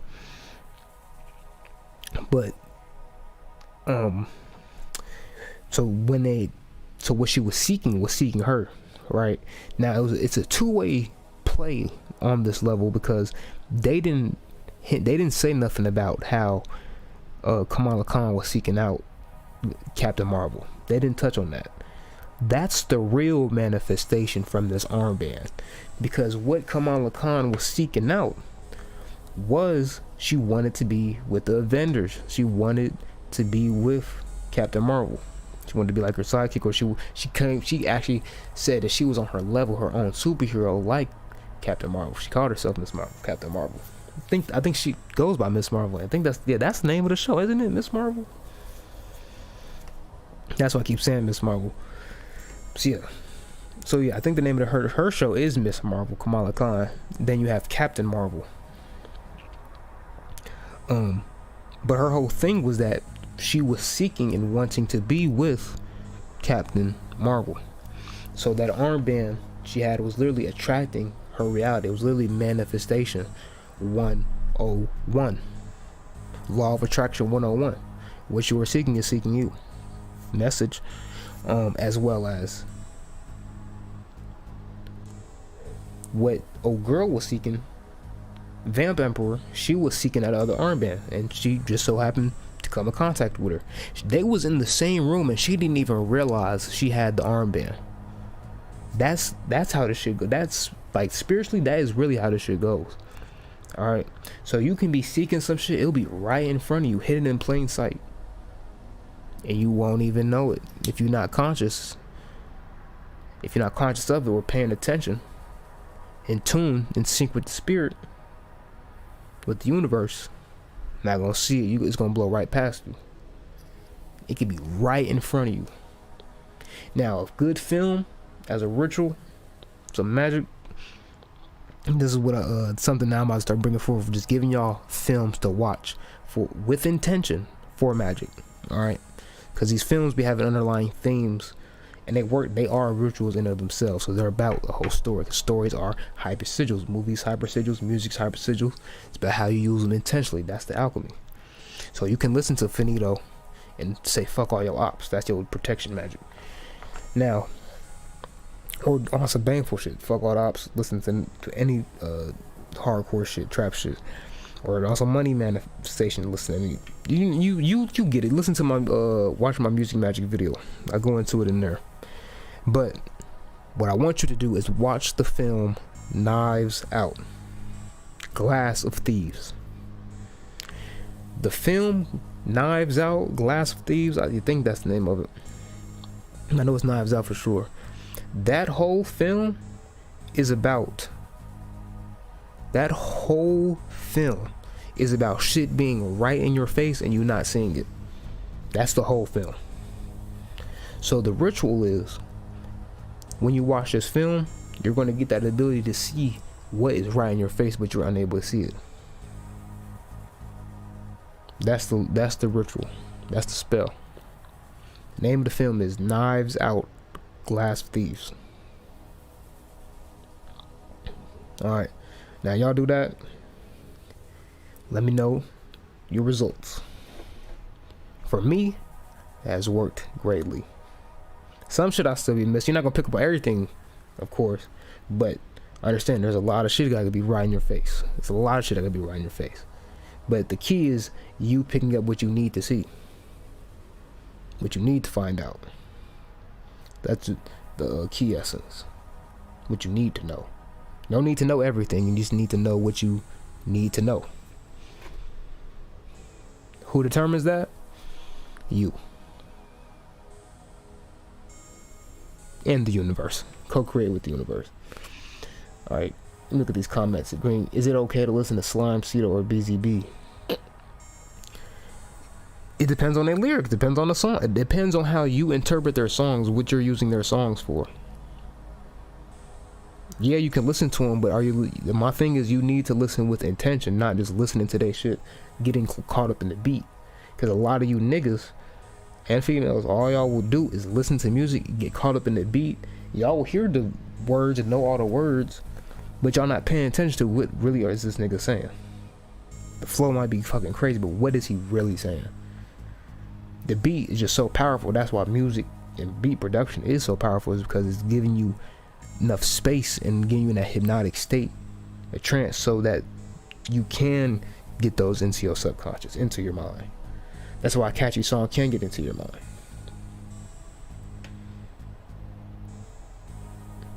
So like when they put words on it, the words would be more so the air level of the spell. So the knowledge and data aspect of the spell. The music itself would be more so the feeling or intention. Now together, they both would be aspects of Earth. You got me talking in real magical formulae now. Now you said Money Man you said Money Man music isn't negative. It's actually positive. You're correct. Listening to Money Man would be fantastic for money magic, cause he be dropping actual sauce. So yeah, with Money Man, yes. If you I would tell you, if you was doing a money ritual, turn on some Money Man, nigga. Have you had the candle out, the whole shebang, some patchouli, nigga, the herbs, nigga. What? Turn on some money, man. Call up a couple ancients. Some money infernals. Mammon. See, right now you're gonna learn some fucking sauce that night in that ritual. Yeah, I can't lie. When I'm listening to Sea Dog get stuck in the beat and the flow, although I be understanding the lyrics. See, that's what I'm saying. You understand the lyrics, but you get caught up in that beat and flow, so the lyrics, you're not even gonna be trying to do the intentional work yet. That's why beforehand, you want to get a core foundation of it within yourself, your intention behind why you're listening to this song. And that is going, when you have that core intention, what is going to happen is it's going to change your whole perspective of when you hear that music or even when that music is played. So certain songs don't even be coming up in my reality. Not enough for me to be focused on it and really paying attention to it. I just hear a fucking trap beat and I'm like, oh, that nigga listening to this shit. Now if I hear some motherfucking 80s pop, I'm like, okay, hold on. Who in here? Because I know they be talking about love in them older music. That old disco, they be talking love frequency. Straight Venus tracks. So, yeah, with music though, man, yeah, the key with music and even with the movies is you go into them with an intention. Do not just go to get fucking programmed. Because what will happen is niggas will listen to it. Like example, when you first listen to an album, right? When I first listen to an album, I'm listening for, do I even like these songs, right? And then if I like I listen for, do I like the beat and the flow? Then I'll go back to listen to what is he actually saying. If I don't like the beat or the flow, I'm gonna fucking throw the whole song out. I don't give a fuck what he's talking about. He got the greatest bars in the world. If that beat and the flow is garbage, I'm throwing that song out. But that's me personally, because I go to beats. I would prefer straight instrumentals. That's what I honestly would prefer. Because not every artist, not every song needs words. But I think that's that's spirit. But what I'm talking about is very spiritual, because, like I said, the music is the feeling aspect of it. Me being like that Arcturian starseed and having the synesthesia, I'm more connected to the beat and feeling the clairvoyant aspect of music. The words is just all mumbo jumbo to me. It's like shit on top. It's like you have a cake and then you put sprinkles on top. The cake would be the beat. The icing would be the beat. Probably the drums. And then the sprinkles would be the words. But it's all type of interpretation. It's all about how one plays. But let me get back into this decode, man. Neck Fury took them to hell. Little simple line. The dad, Kamala Khan's dad, she was just on the phone with her. They was talking to her, and he was like, Nick Fury got us going. He took us to hell. And what they was talking about was a space elevator, right? Double entendre. I just realized. So my first interpretation of it was, in taking them to hell, and they was going on a space elevator. They was going to space. So space, I interpreted as the astral realm. Alright, the spirit world, the astral realm. That's where I say one would meet and can connect a lot with these deities, these spirits. Alright, that's actually where they are. So, as well though, he took them to hell on this space elevator. The space elevator itself is what the quote unquote hell. That is the tree going through the spheres, going through the spiritual journey, those chapters of the Khalifa or the Sephiroths. Alright, and going to hell, he's taking them to that caliphatic journey, that caliphatic realm. Alright, that the other side. And they even referenced the other side in this film. Like and what I said in my Quantum Mania decode was that that film was very symbolic of the Khalifoth. All right, especially in the aspect of how they went microscopic into this other world. So they went down to a deeper level, to a smaller world, but it's as above, so below. And in this world, it was very Khiliphotic. All right, but go check out my Quantum Mania decode to understand that aspect. But here, that one line, very symbolic, brother. Very symbolic. So he took them into this world. So, and that's also symbolic of them initiating and becoming one with the reality. And by this reality, I mean they were just normal motherfucking Earthlings. Now they daughters of superhero and the Avengers. Much different reality. Much different reality. Okay. They got that motherfucking Marvel level protection. that Avenger protection.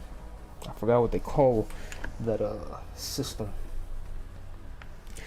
I need to get back in the Marvel lore, man. I need to get back in the Marvel lore. But I've been creating my own, as one should. So, but yeah, that little line was interesting. And then I noticed, I was like, this film is pretty much everything I've been studying and learning and decoding, like up to this point. Because you see in my if you tell between I do videos, I don't do videos all the time. It's usually a little gap in between, but that's usually because when I do videos, it's a certain energy coming through, or it's me tapping into an energy, and then after I just go through, I go deeper and deeper until I come back. So that's why I say with my videos, you never know when I might come out with another one. But I'm trying to get better because I really want to do this shit. But in terms of what I've been studying and learning though recently is a lot of the shit I've been talking about in this decode that's in this film. All right, even in terms of the spirits that's coming through, like the fact that there's all these damn portals in this film, and they talking about the Hebrew language, how the spirits been telling me once you learn these different languages, especially Hebrew, because Hebrew is very powerful cosmically, celestially.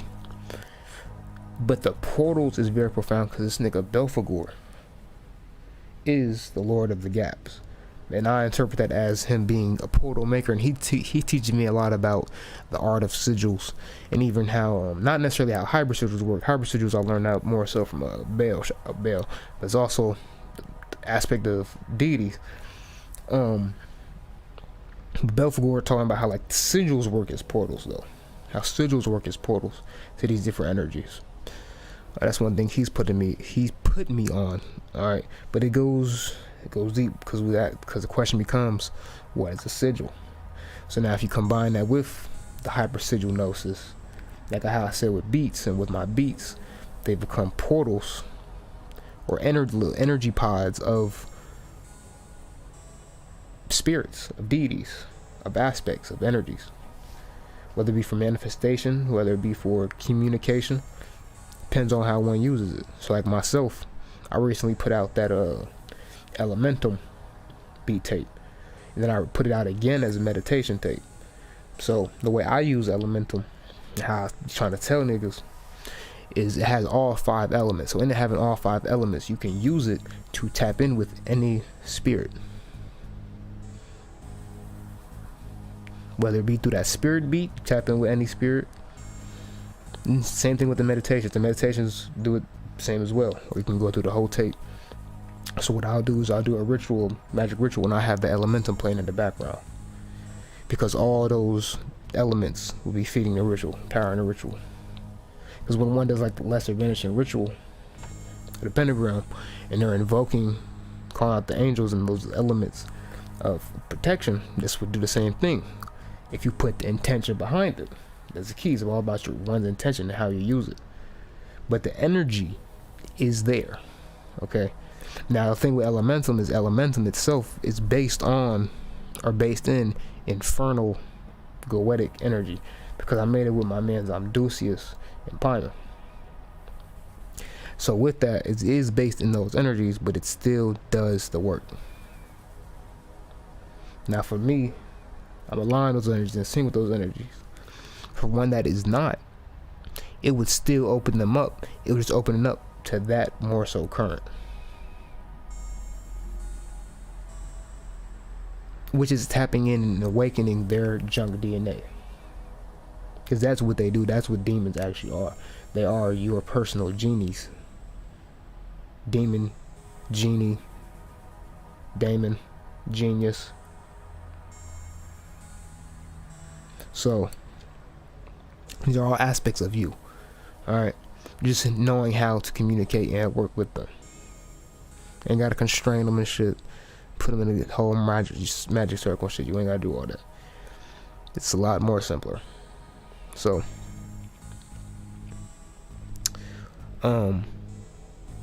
going forward though, how, like I said, this is a very interesting that line of taking us to hell, or how I've been saying, the shit is a lot of what I've been learning.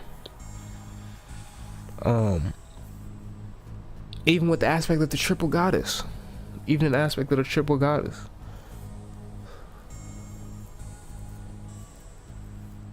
Oh, niggas is tired, man. And I just sipped a little bit of this Crown Royal. So whole demeanor shifting, energies coming through, shifting.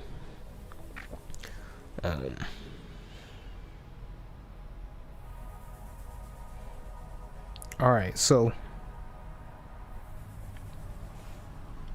after that scene, they go to this new planet. All right, here we go. I'm about to go on the channel now. So after this, they go to this new planet. On this planet, it is very bright. It's very bright. And she tells them, she's like, don't be alarmed. They have a very unique tradition and such, right? So when they land, they find out, she tells them that she has workings with the prince, a legal affair, that she helped the prince with a legal affair. That's what she tells them. As soon as they land, the people start singing to her on her entrance, like in High School Musical fashion. And they like, what the fuck is going on?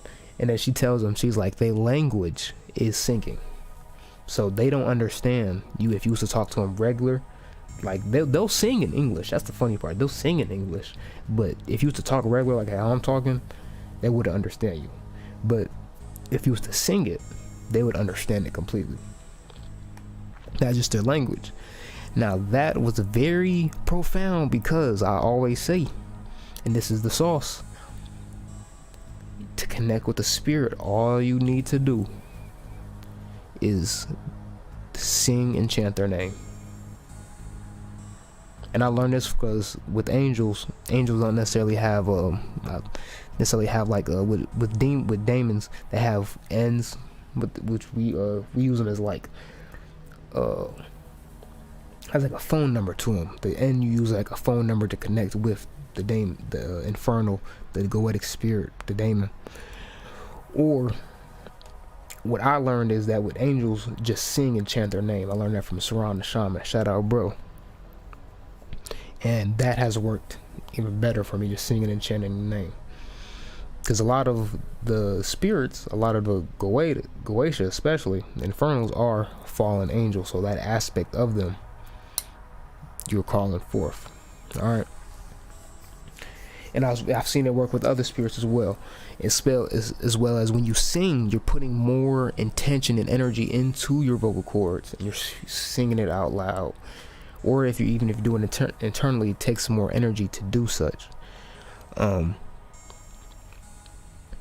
It's putting you in another brain state, another level of trance, and as well, doing it over and over, putting you in that trance further connects you to it. So like, even if you was in meditation, how you would know you connected or are there and are one with them is that either they would stop you. That's one thing, that they could just stop you, but hey chill, you good and then y'all would just start a conversation. Or what would happen is you'll saying it over and over, you'll start to mess up. And when you start to mess up, just chill back for a little minute and just see your differences that you might be feeling. We'll go off other symbols, signs that you may be getting, not just communication, because it really depends on your ability and how you are. For me, I'll go ahead and have a full conversation. Some others, it might be a change in temperature. They might start smelling. They might hear something like a sound, not necessarily words, but a sound. It could be all types of symbols. Spirit's going to talk to you the way you can understand it. Okay. So, or in what's in your innate ability. So that's why knowledge of self is key when talking to spirits, because you have to know yourself, know your ability, because that's how they're going to talk to you, through you. All right. So like I said, their language was singing. All right. So when singing, what this told me was, so they were singing, dancing, partying, like very festive as well, and they had all these different colors. So what I said was, my interpretation of this land that they was on, they were on Venus. Whatever planet, I forgot the name of this planet. It was like I think it started with an A. It kind of sounded like Atlantis. Excuse me. But whatever planet they were on, this kingdom, this empire, civilization was Venus. 100%. They were singing, or if not Venus, it was a higher level dimension, a higher vibrating dimension, a realm that is at a higher frequency, because these niggas' vibration was on a different level. Yeah, it's definitely Venus though, and or a higher plane. And then I was like, I said, Captain Marvel really ISIS real, because she married the prince, right? And she said she married the prince on some diplomatic shit. So she was just trying to like ease tensions. It was just on some diplomacy or some political shit. I was like, this is some agent disguise, deceiving. This is some ISIS shit for real, if you know about the mythology. And how ISIS, what she did to get Osiris back, to get those pieces of the body. But it's just it's the nature. So,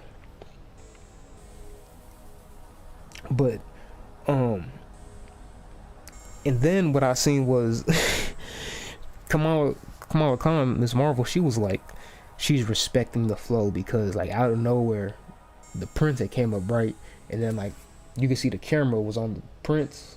It was first on them three, and they was all just sitting regular, and the prince came up following the prince, and as the prince walked up, motherfucking Captain Marvel then changed into a whole princess dress. And then her whole demeanor done changed, like she done become possessed.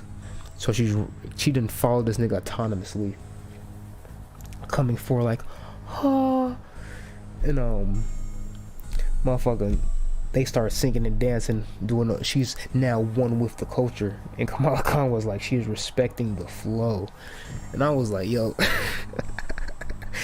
I was like, this is just funny, because I was like, that's what you must do though, when getting with spirits or trying to align with certain energies, spirits, working with any of them, you must align to their energy. So that's why it's key to study their lore, study the energy, and then become one with it. So that's the whole purpose of the altar, whether it's working with ancestors or a spirit. The things you put on the altar are representative of the energy. So if you work with an ancestor, you would put their picture up probably. You would put the shit, if they like smoking, you put their favorite cigarettes, their favorite candy. Like how I got some Skittles right here for panic. Can't fuck with the candy. Or then you would have you could light a candle for them. The candle is their light, and then their being. Then you could have some incense as well. Some Nag Champa, the dead love Nag Champa. Nag Champa will always work for the dead.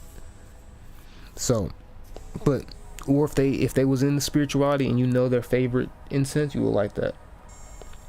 But so then most spirits have an incense associated with them that's connected to them, whether it be their planet, element, whether it so be. But but yeah, that's the whole point of it, is to, what she say, respect the flow, become one with the frequency, getting in sync with it. All right.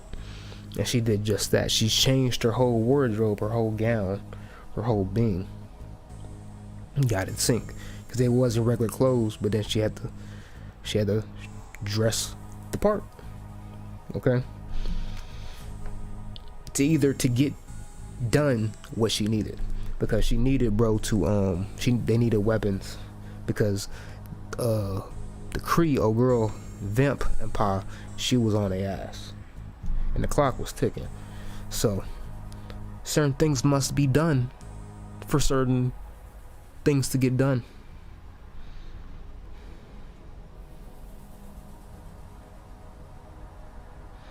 And this shit was funny too. So bro, she started talking to bro, like, cause the shit started dragging a little bit. She started talking to bro and it was like in English, back just talking regular, not singing. They did a whole music number, but she started talking regular, and then our girl was like, hold on, he don't have to sing? And she was like, yeah, he's bilingual. I said, yo, this is fucking hilarious, G. So understand, singing itself is a whole nother language. Singing itself is a whole nother language. It's a whole different frequency and approach. But I like that perspective on it. Alright, so next after this, they having chaos reign, because actually we're not even into the chaos.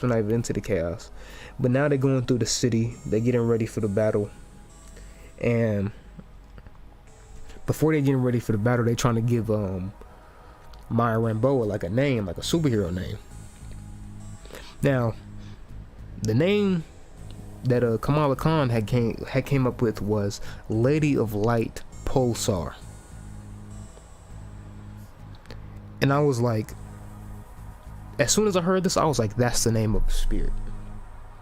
So magically, what I'm gonna do from this film, I'm going to use the film to create the spirit that is already in the film subconsciously. The spirit is already in the film subconsciously.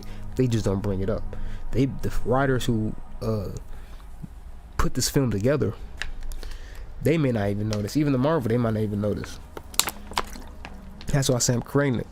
This shit might be all accident, and I haven't been able to find anything else of this being anywhere else. So this is a Ace Maceo Omnipron Masonic Pantheon creation. Simulation. Assimilation. But Lady of Light Pulsar, that's the name of the spirit. Alright. Maya Rambeau wasn't fuck with it. She was she was But then what I found out was that Pulsar, when I looked it up in Google, Pulsar is the name of a woman's watch.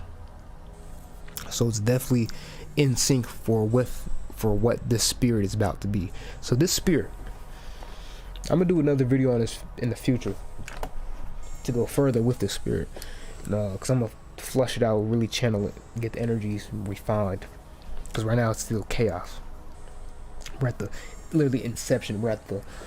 inception of a God's creation. All right, you're seeing it. I feel like the Sandman when he was making a girl. Now, what this spirit is a female Time Lord.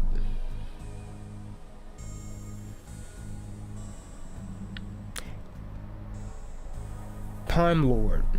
I was about to say Timekeeper. Timekeeper and Time Lord, we're going to use those interchangeably, but they are actually different, because if you're a Time Lord, you're manipulating time.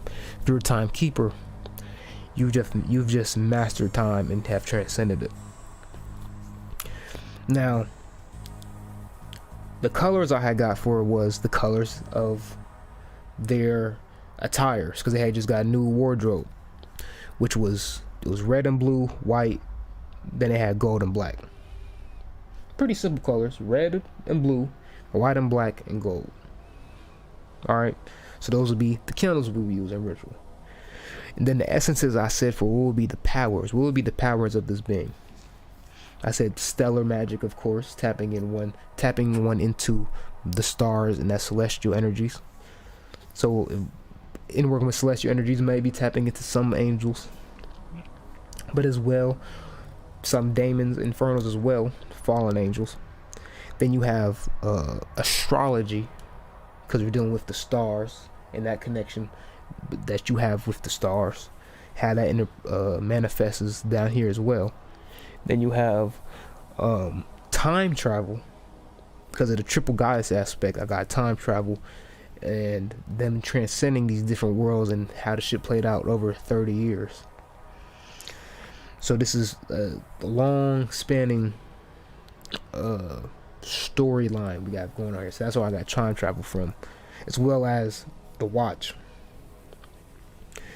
And time travel is in the mind. I want you to understand that. If you can, so like, let me give y'all understanding of time travel. So that scene when Captain Marvel was talking to Miss Marvel, to Kamala Khan, and how I said that would be like you or your higher self talking to the inner child, that is a actual meditation or path working you can do right now for inner child healing, because they said there's sauce in you being able to talk to your inner child. Now, me myself, I haven't gone into the meditation to talk to my inner child, but what I have did is meditated and became my inner child once again. That I have and I'm sure, and I do have memories of this, and I've done this before. I've done meditations in the past where I was channeling my future self. Okay, I haven't did it backwards, but you can do it forwards. It's just a matter of that intention, all right, and knowing you can do it. So time travel is a thing, and what you're doing is you're pulling information, or you're changing things in the subconscious, therefore your reality. All right, so for the inner child, what you would do is you would meditate, see your younger self, and you would talk to them. What would you tell your younger self right now?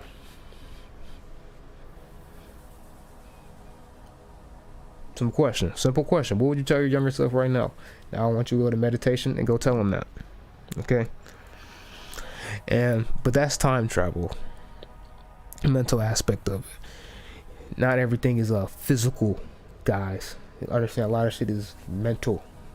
All is the mind. All is the mind. All is the mind. Okay. Now the planets I got for this spirit, for this deity, for this being, Lady of Light Pulsar. Venus, because they're on Venus. Mars, because they're in the middle of that war. Then Earth. All three of these planets being sister planets. Triple goddess once again. Venus and Mars are compatible. Those are energies that mesh well. Men are from Mars, women are from Venus. That's the nature aspect of it. Earth is the balance of them two together, them both. Venus and Earth are like twins. Earth and Mars are like brother and sister. Them together, that's the family, that's the trio. Triple goddess. High level shit. That's some high. I'm telling you right now, that is some high level shit. From past channels I've gotten, that is some high level shit. Because I haven't told people certain things, or even made certain videos about shit, because of what I'm doing with this information. Because what I'm doing with this information, because what are y'all gonna do with it? I think it's what are y'all gonna do with it. But with this spirit though, you can get the knowledge. That's the whole point. With the spirit though, this is how you get the knowledge. It's tapping you into that. Not necessarily what I'm doing. It's not doing that at all. It's tapping you into that stellar essence, your stellar essence. And I got a sigil for the spirit too. Now this is a low quality sigil, very low quality sigil, but I got it from the ending of the film, which I'm not going to spoil just yet. But at the end, Shorty had this sigil on her garments, on her bodysuit, and the colors were red, white, and gold. and she was black / blue skin. Ever seen somebody some black they blue? I'm going off that, but she wasn't that dark. But so that's what I'm getting at with. And then, but all the colors were there. But this is kind of the sigil. All right, if I can find the actual image from the post-credit scene. If you find the post-credit scene, you'll see what I'm talking about, an actual sigil. But that's the sigil.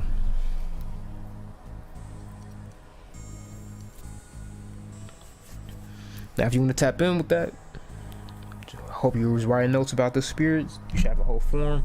But if you want to wait a little bit, I'll come back in a little bit. I don't know when specifically, but one of these days, I'll come back. I'm gonna definitely flush the spirit out though, that for sure. But I'm gonna come back and do a video on the spirit and show you how to tap in with them.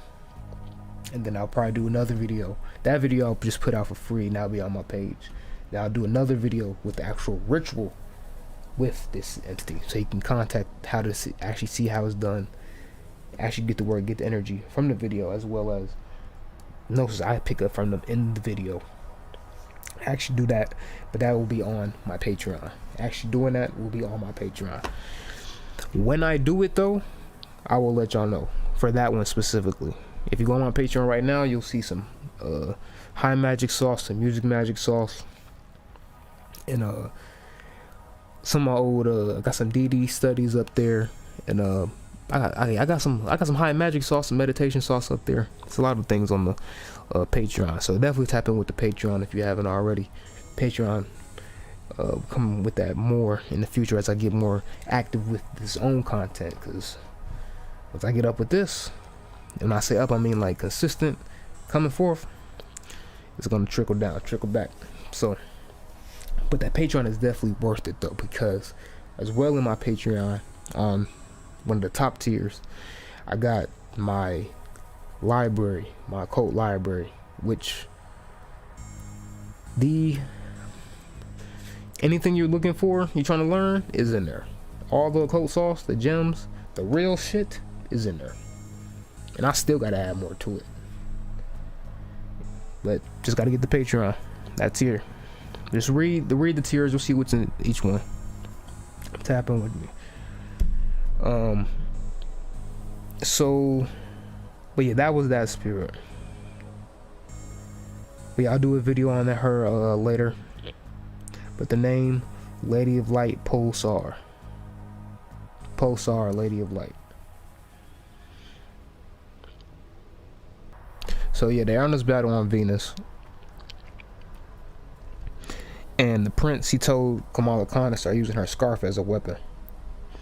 And the reason I noted that is because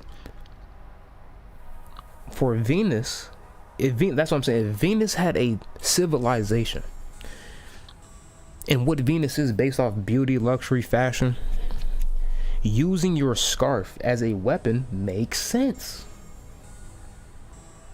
That is fashion warfare. And I even made a video called Brand Magic, and I was talking about how with all these different brands, these brands be having sigils and symbology and shit. It'd be a whole power you could use if you was being intentional with what brands you were wearing. So like Champion, if you was wearing Champion, success. Nike, just do it, straight confidence. All right, but then you get like True Religion with the Buddha. Now you're taking on that Buddha energy. See what I'm saying? Now with that scarf, me personally, what I would do with the scarf if I was trying to invoke energy, now this is chaos magic. I want y'all to understand, this is chaos magic. What I would do is I would go get not just any scarf, but this is he's saying use your scarf as spiritual warfare. So I interpret that as magic. Just magic in general, however you so use it, your intention.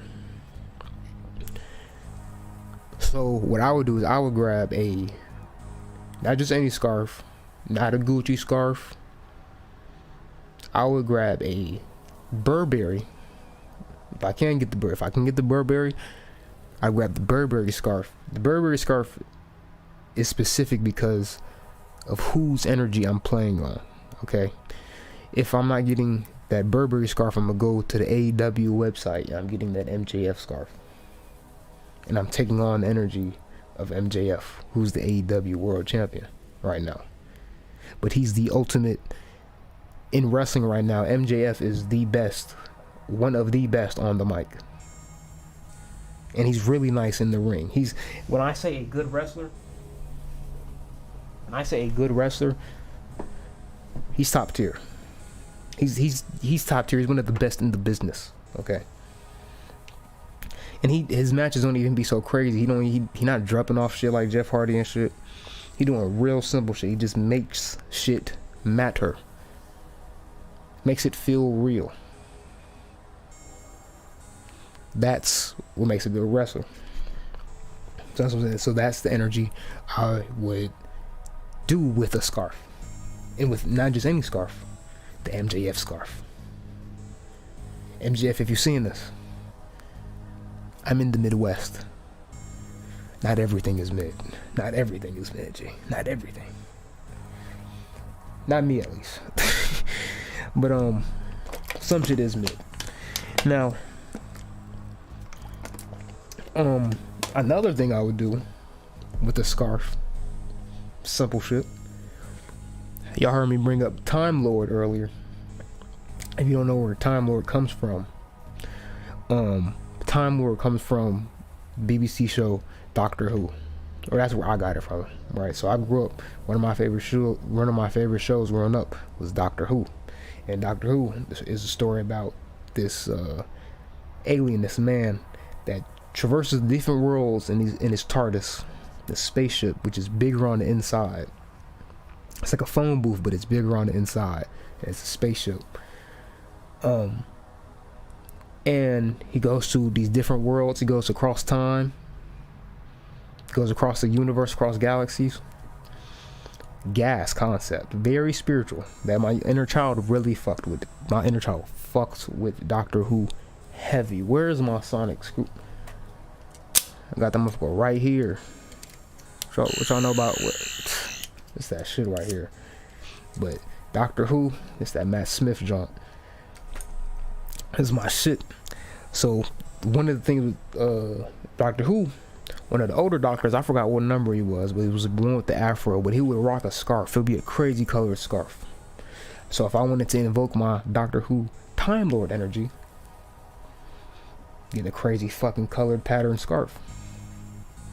Plaid, like crazy plaid colors.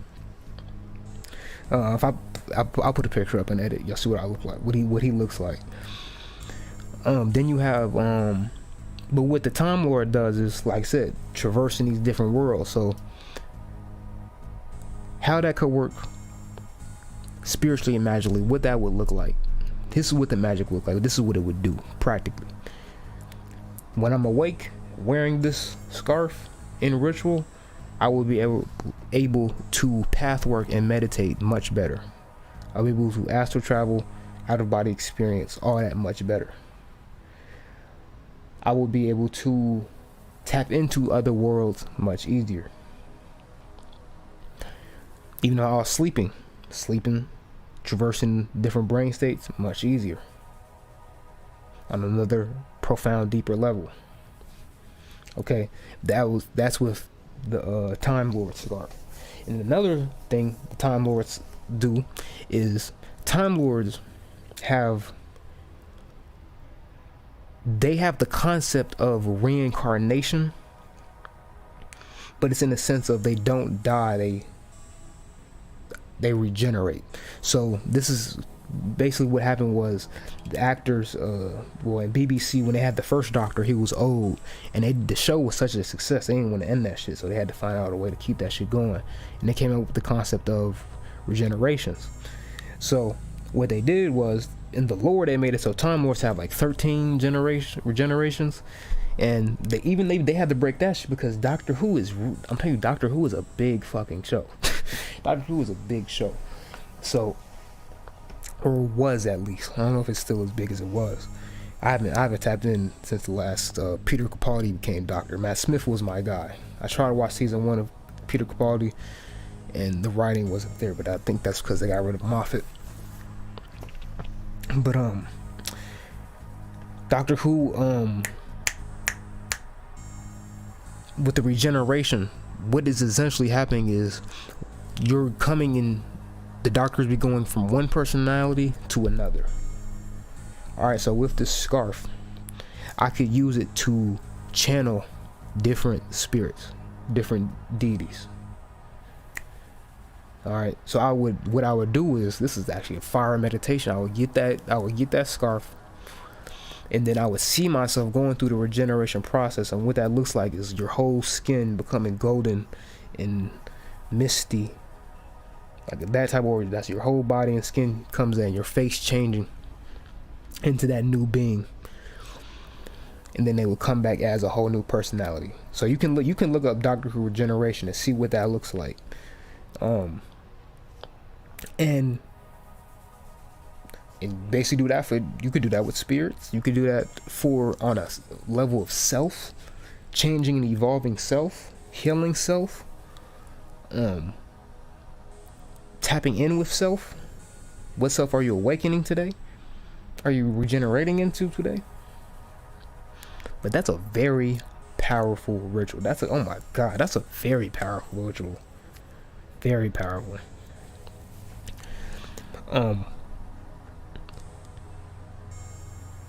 That's some sauce. I just got some motherfucking sauce. I'm telling y'all right now, I just got some sauce.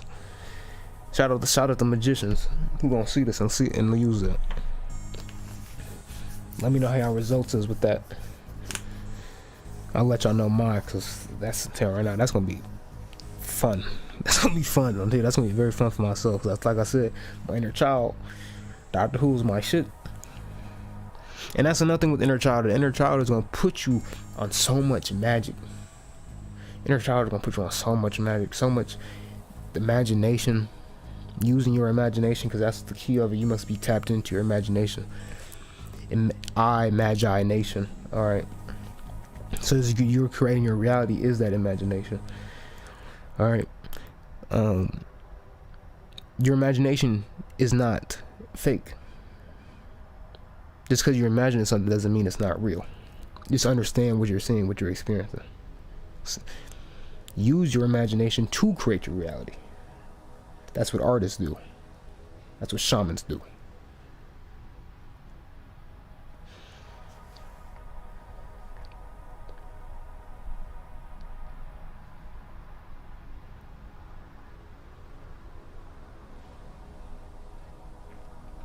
All right, I remember what I said about the cats. So, Vamp Emperor, what she started doing was she started making shit happen.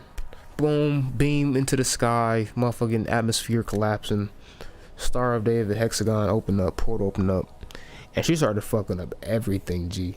So, in this scene, I guess Nick Fury and them, everybody was on they was on like a little space station, so like the family was up there, and it was straight chaos because when she did that shit, it fucked up with all their systems, I guess. So all the power was out and shit, the escape pods wasn't working and shit, and they was like, damn, we only got one escape pod, how we gonna transfer all these people?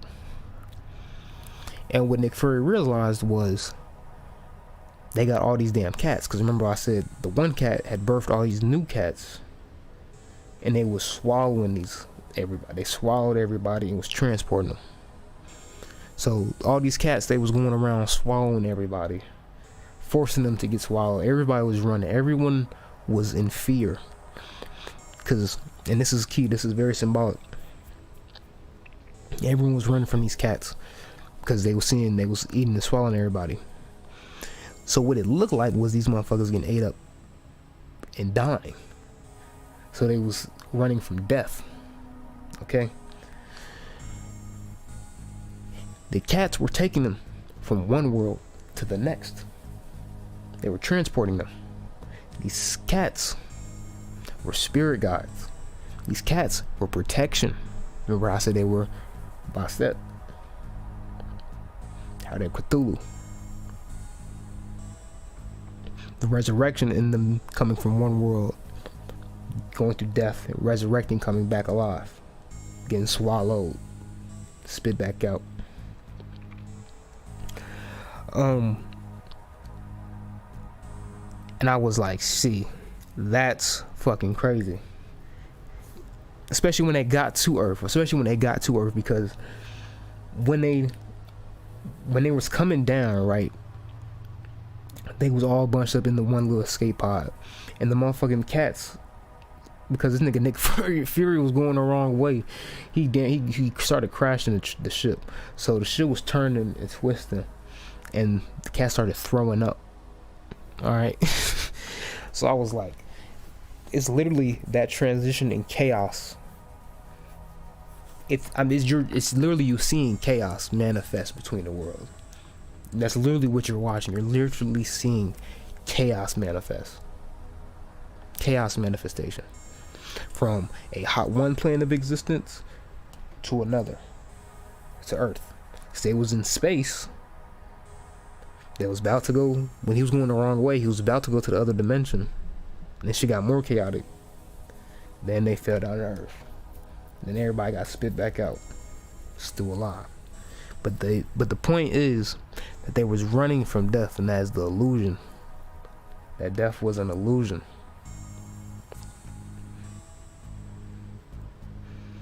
This nigga Nick Fury is funny, bro. He was like, because when it was crashing, he was like, "Are you praying?" Because he had bro was like behind him. He started praying, started saying that shit, and he was like, "Are you praying?" And he was like, "Shit, don't stop. We need all the help we can get." But that would be my perspective on this shit. That's my approach to other religions. It's like, I might fuck with demons, I fuck with angels, might fuck with all these different spirits. That's how I'm saying I'm a chaos shaman. So I'm not prejudiced or favoritism. Well, I do have some favoritism to the Infernals, but I don't throw anything out. All right, let me say it like that. I don't throw anything out, because everybody's valid. So in him saying, "Nigga, keep praying, we need all the help we can get," I would say the same shit. I say the exact same shit. It's all energy. It's all aspects of you, as above, so below. It's all you. Creating your reality. And what happened? That helped worked. Nigga started praying. He was like, "Amen." That nigga was saying that shit in, I don't know if that was Hindi. So yeah, I don't know if he was saying it in Hindi. I'm not sure. That shit was funny though. These motherfucking gummy bears, boy. Shut up, Panic. But definitely coming through heavy tonight.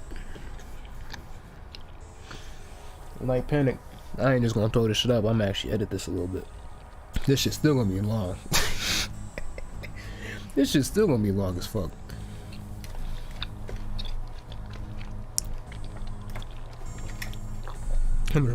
Okay.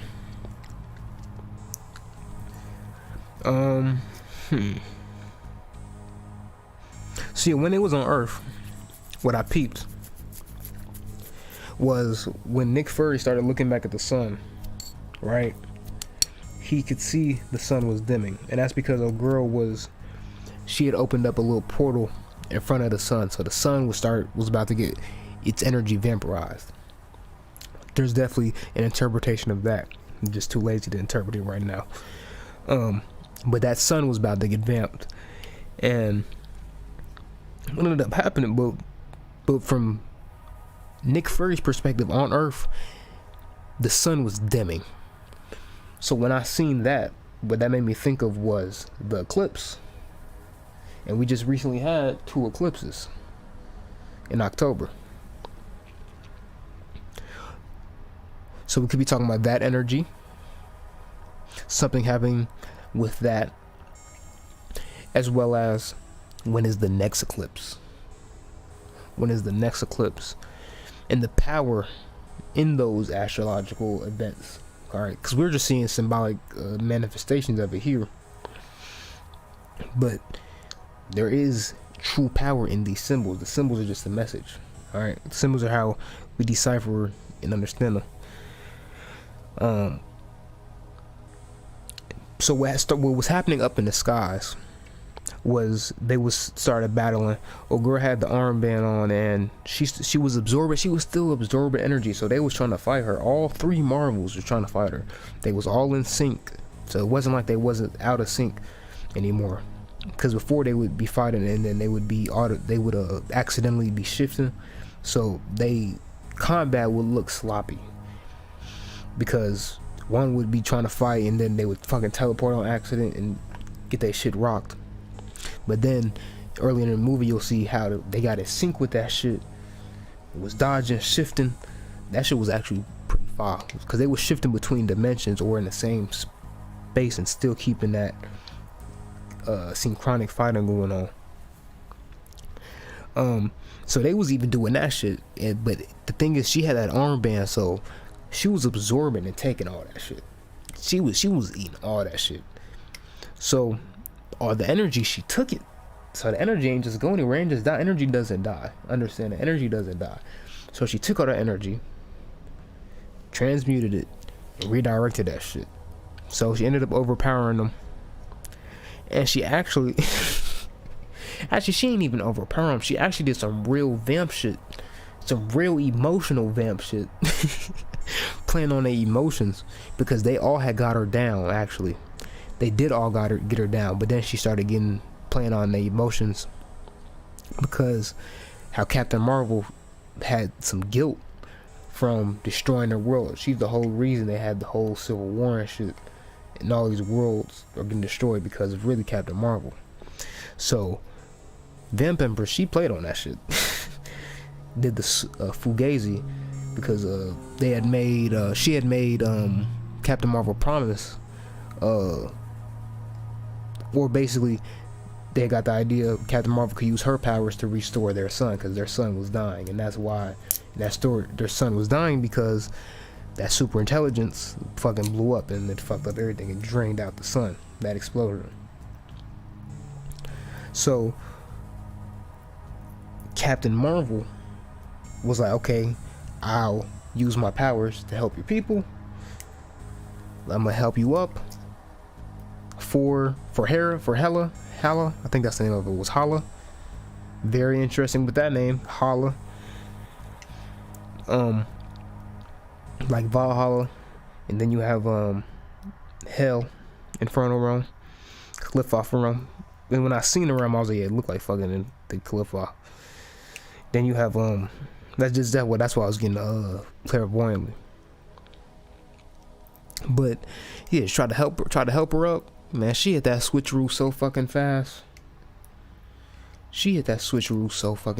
On her shit, bro. She ain't Kamala was on the. I just looked up, because I used to remember, like I said, I be looking up and back and forth taking notes.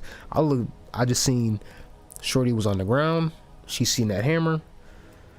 I started writing a little bit. I looked back up. Kamala's ass was already on the ground with a hammer to her head. I said, God damn. But yeah, then she got the other band. So now that she got the other band, she got the full power. Now when she got this full power, she destroyed herself. No one man should have all that power, okay? She destroyed herself. And the spirit that started talking to me through this film, because Captain Marvel was like, I never used my powers to do anything like that before, and they was talking about how she was going to use her powers to empower their son, that dead son. She had said, I've never used my powers to do anything like that before. And Maya was like, in the past few days, I've been doing shit I've never done before. And see, I want you to understand, with the spiritual journey, that's exactly how it is. You'll learn new things. You'll be applying that shit rapidly, especially if you're doing the work and opening in the flow, respecting the flow. But like with myself, I've, like right now you see me decoding this film, right? Decoding the movie. But if I was to really ground decoding movies, and what is going on here, it would be divination and reading symbols and symbology. So what that looks like also is tarot reading. So lately what I started doing is tarot readings, whether, because usually I'll do tarot readings for myself. I learned how to do it for myself, and I started doing it for others. So grounding that ability and getting more confident doing tarot readings for others. I did a tarot reading. I was doing tarot readings live last night. Catch me live on Fridays in the Venus hour. I do free tarot readings if you want to come through. And I was the readings was very profound. It was very profound. And Spirit was just telling me, like, I need to get more confident in, like, really seeing, like, I do this. Because I'm very humble spiritually. Because like I said, I know I'm not the master of this shit, but I do know I've tapped into some shit. That's why I would say I know I have tapped into some shit. I'm not the master of this shit yet. And there's so much to learn. That's the thing, there's so much to learn and so much to master. That's the thing.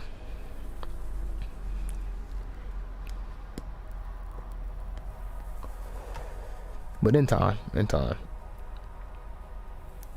But yeah, with the tarot though, yeah, they would just tell me I need to be more confident in that. Cause I was reading it accurate. The readings was accurate. It's just, it's probably just me feeling people's reaction. That's probably what it is, feeling the reaction. Shit. Let me keep on going. Cause that's what I'm saying. I've never used my powers to do anything like that before. So I'm saying that's what it is. That's exactly what it is. I've never used my powers to do anything like that before.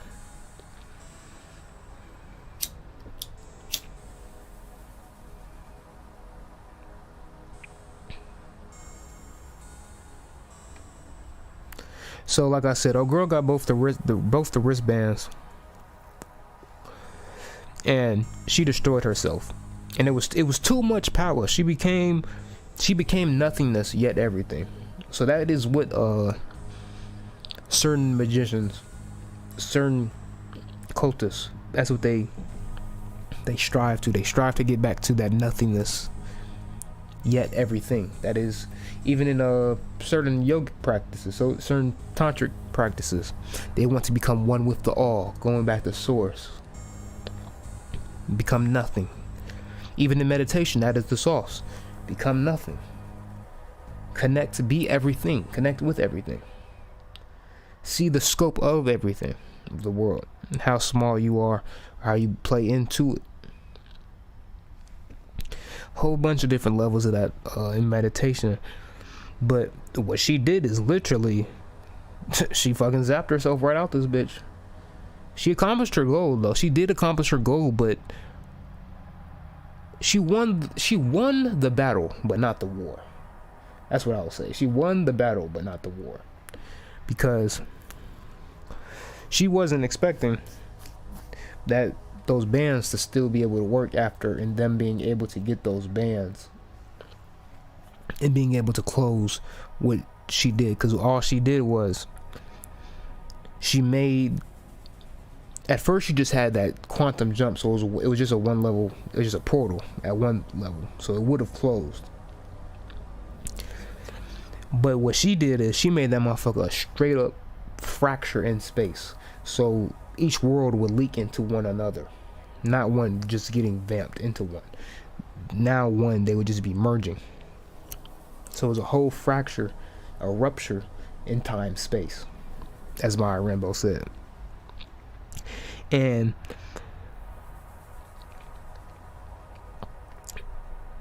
she basically became, spiritually, what it really happened was it became a gateway or a portal between these worlds, between these dimensions, like how today is 11/11. It's gateway, portal. So this film, gateway, portal. How I said, watch this film to align all those aspects of self. Portal, ritual. This video, portal, ritual. Do you understand why that is the case? That's the key. Do y'all understand why that is the case?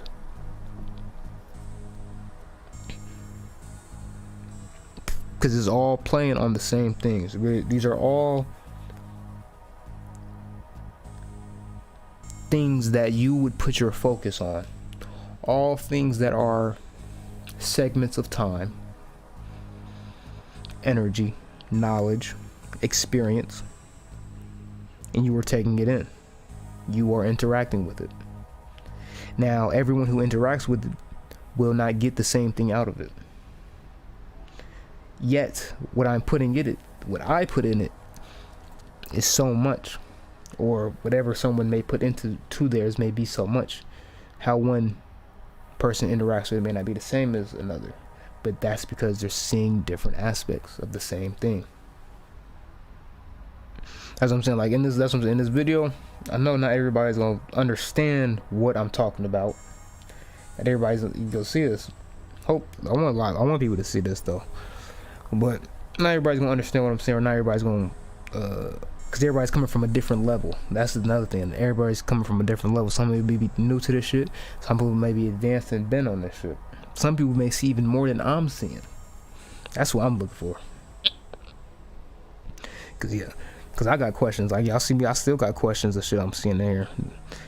And I know in the future, I'm gonna come back to this film and to this video and decode further. Because this is a portal. This is a gateway. It's 11/11. We'll see this date every year. So there's no telling what we might get out of it in the future. Alright. And the reason I'm saying all this is I'm really channeling right now this nigga Belphegor. Shout out Belphegor. For real. But he they had this ancient artifact. The ancient artifact, Kamala Khan, what she got out of it was not the same that Vamp Empress got out of it. Vamp Empress was using it to vampirize and transmute energy. Kamala was using it to transition between worlds. But the power, what you seek is seeking you. Oh, girl was seeking power. Kamala was seeking Captain Marvel. So she attracted a whole reality to herself. Through this one mantra, through this one sigil, through this one portal, through this one artifact, through this one piece, this one manifestation. Alright. I should have said this at the beginning on some funny shit. I really should have said this at the beginning, but at the end, bro makes a line and he says confusion is the first step to knowledge. This is from the post-credit scene. Bro said confusion is the first step to knowledge, and that is probably, I don't know if there's any more real words in this esotericness of culture. Because if one is confused,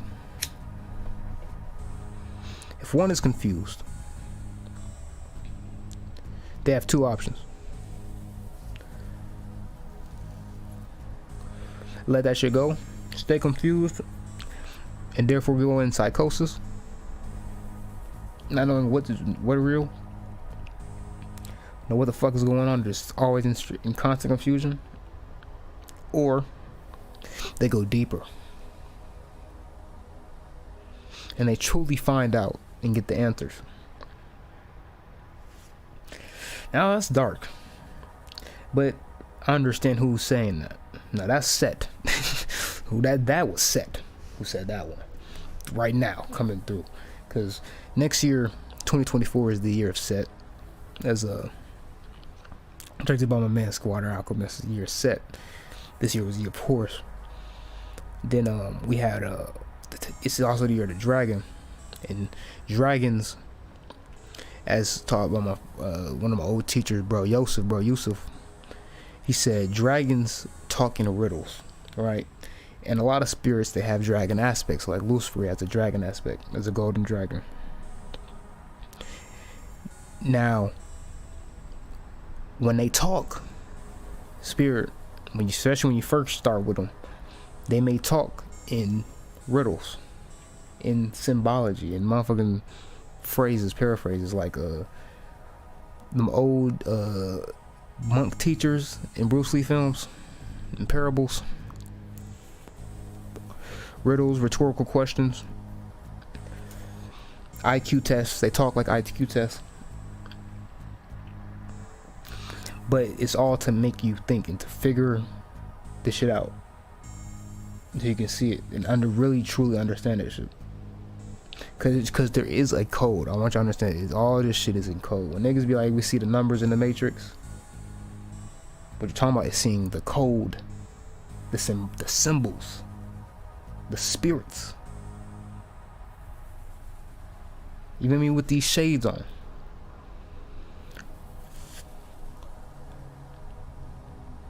It's a symbol. Subconsciously to you see a bald head, dark shades, this skin tone, you see Morpheus. It's the modern age. You feel me?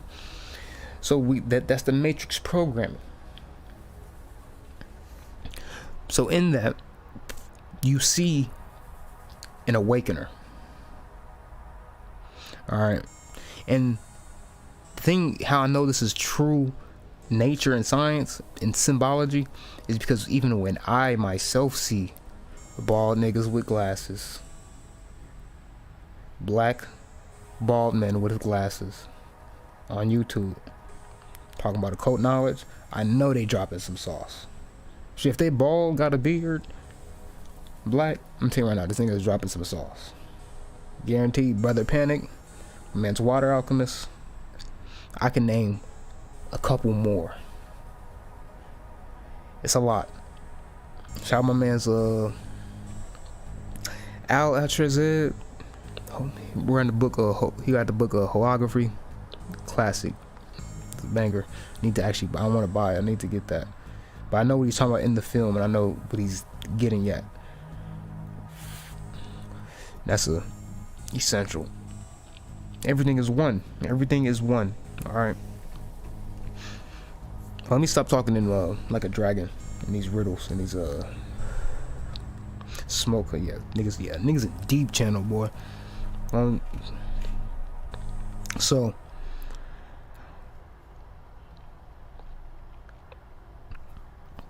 back to this film. Back to the film.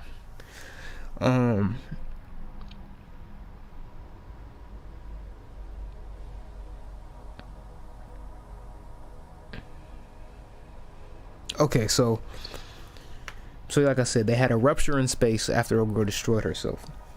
So what they ended up doing was Captain Marvel and Kamala, Miss Marvel, they started empowering Maya Rambeau.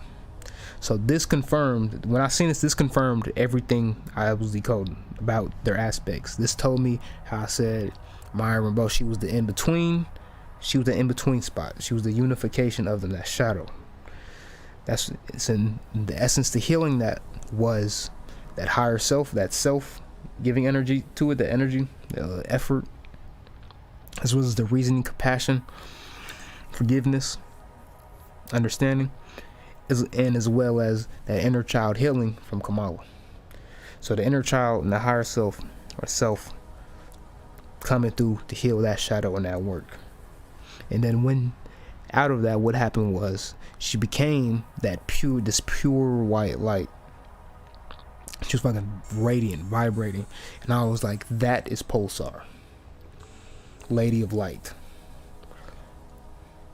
And she was able to, and she said, higher, further, faster. That's what her mother used to say. That's part of the lore. Higher, further, faster. Higher, further, faster. So she was on a new level.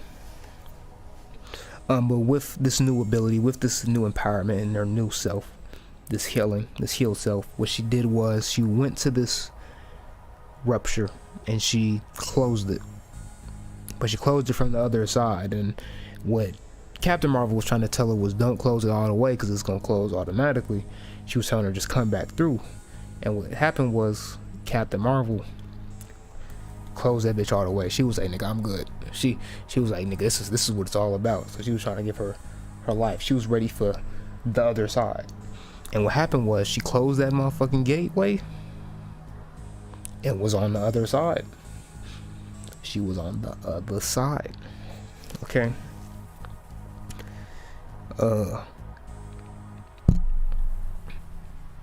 So she was gone. With her being on the other side, how it'll look from the film, if you was watching it, was that she died. That's what it appears. It appears as though she died. But like I said, this whole film, subconsciously, they're trying to tell you in this film subconsciously that death is an illusion. With them cats swallowing them, that was death is an illusion. With this, death is an illusion, as explained by the post-credit scene, which we're gonna get to in a little bit.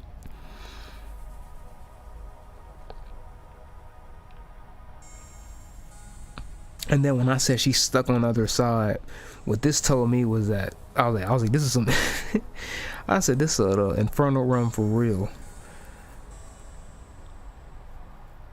Oh no! This is what I was saying. Okay, this is when I was talking about that star. That star was dead, and I was like, that shit was looking like the Caliphate realm. That's what that shit was looking like.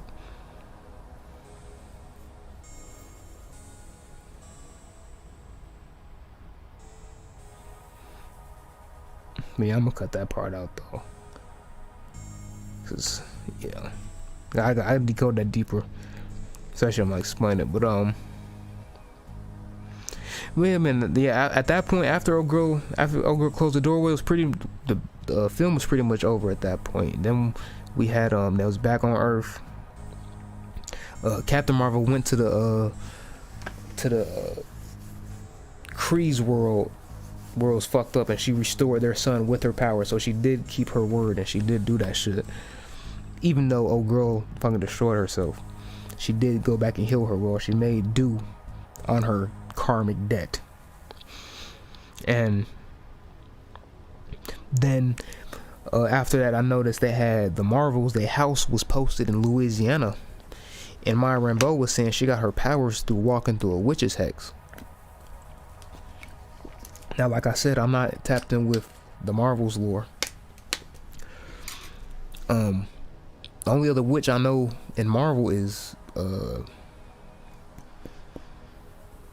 what's old girl name? Scarlet Witch. It's Scarlet Witch. Now, if Scarlet Witch in Louisiana, was they dealing with the witches and shit? Y'all let me know. But if they was, I take it that was there. But that goes into with New Orleans voodoo and shit. They talking about that subconsciously, and magic. They're literally talking about magic. When talking about Scarlet Witch, they're talking about magic. Shit, they call Scarlet Witch magic chaos magic. So there you go, right there. It's just, but I want you to understand, chaos magic is just understanding magic from a foundational level, and then going into all different systems or all reality itself, and then making magic out of it. Because all of this shit is magic. All of it. And that's what we do here, is we bring magic forth as a chaos shaman, so one can do chaos magic and empower themselves and create their reality. Like I said, that hyper sigil, I'm telling you, that hyper sigil, man, write your own story. Literally, how they said you are the director of your life. You are a video game in a character in the world. You created your player. You can create your player right now. Which understand, you can create your player right now. You can write your story right now. Whether pull up Google Docs. It's the intention, the effort, time makes it happen, not actually getting that shit on paper. Well, actually getting paper and actually manifesting that shit into a book is powerful, and getting people to see it, that adds energy to it for real.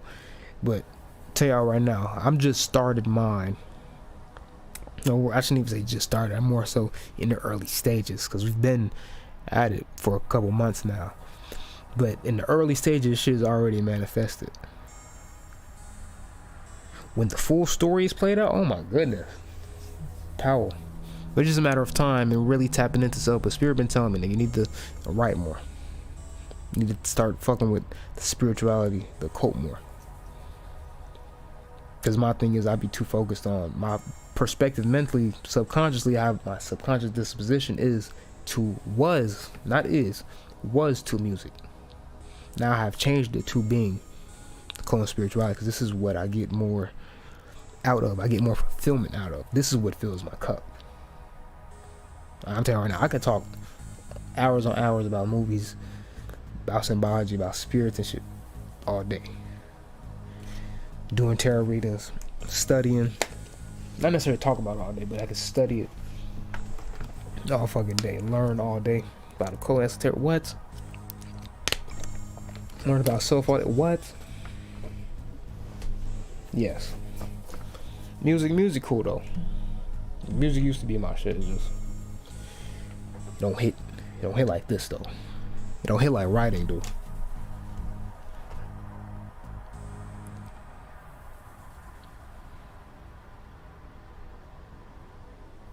So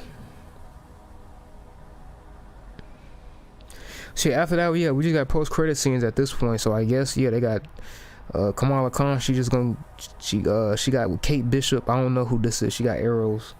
So now I guess you're getting all the young Marvel superheroes. They're gonna have some youngins going on. But then we have the post-credit scene. Okay, this is what I wanted to get to. This is finally the post-credit scene. So the post-credit scene, Maya wakes up and she sees her mom. All right, but it's not her mom. It's just the actor who played her mom. All right. So, and they did this intentionally. Because what happened was Maya woke up in a new world, in a parallel universe. Because understand what Marvel is going to, the direction what Marvel is going at, how they had the Infinity Wars, their next one, the Secret Wars. I think Secret Wars is the next one. Because if you look at Marvel in the comics, you'll see how they have these large arcs, right? Like how in anime they'll have arcs and shit. It's another name for it. Can't remember it. Yeah, because it's not like seasons, but it's like these giant overarching arcs in between these storylines that they're all come to one, right? So, but their next one is going to get the Secret Wars, and with Secret Wars, that's when you get into like the multiverse theory and the aspect of Marvel, or even everything in Hollywood right now. All this shit is talking about the multiverse. All of it's talking about different manifestations of these different planes. Everything everywhere all at once. Infinity War was the beginning of it, but that's what all the films are talking about. But now they said, so she's in this parallel reality.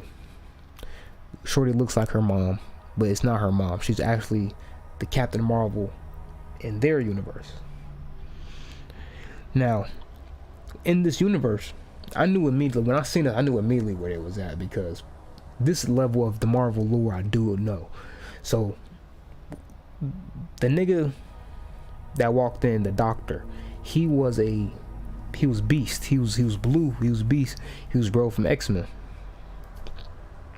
Because what Marvel's trying to do, they trying to bring in X-Men now. So we're gonna have the X-Men and Fantastic Four. That's really the OG. That's where Marvel's first is the Fantastic Four. So when we get the Fantastic Four films, I'm telling you, those are going to be very profound. Especially if they get a good Doctor Doom. If we get a real good Doctor Doom, I'll tell you, these decos, we want to see really profound. Shit's going to get lit as hell. It's going to be lit than a motherfucker. When we get Silver Surfer and motherfucking Doctor Doom, I'm telling you right now, it's going to be lit than a motherfucker, boy. Because the thing with Doctor Doom is a legit magician. He's an actual magician, but he's all these businessman, all these other things as well. But that nigga actually do magic. That's actually the core of his power. So when they start bringing Doctor Doom out and how powerful he is actually in the Marvel lore, These codes gonna be lit, you know.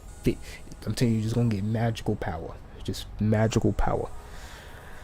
But yeah, so we're going with the X-Men. X-Men coming soon, as well as Fantastic Four. I don't know where Fantastic Four came, but yeah, that nigga Beast is from not Fantastic Four. He's from X-Men. But I know they bring in Fantastic Four too. But if Fantastic Four just came up in a channel like that, that means they're really gonna cook. Fantastic Four is really gonna be the one. X-Men is gonna be cool because I know they're having Deadpool 3, and Deadpool someone powerful to tap in with as well. Deadpool, very powerful to tap in with as well. That self-healing, boy. That self-healing. Regenerative. You can't kill that nigga. So you invoke the energy of Deadpool. What can stop you? Plus you get that charisma, ability, that goofiness. So yeah, you can't go wrong with Deadpool energy.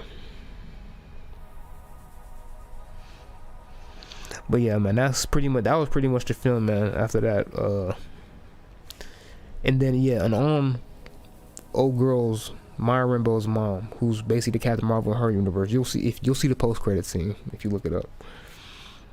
On her chest, you'll see the sigil I was talking about for the Pulsar spirit.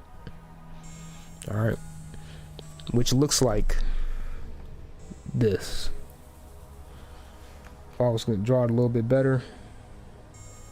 She was kind of like this, actually. Hold on.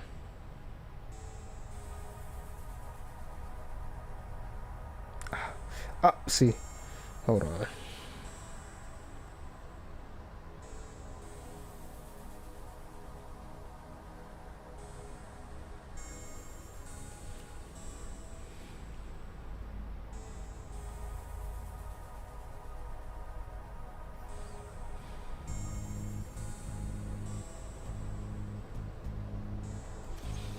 This. Yeah, that's much better. But it was basically like a star, two T's on each other. But when I seen it, I knew immediately that was the sigil. So, and what it looks like, just me looking at it, what it looks like is a plane, a dimensional plane.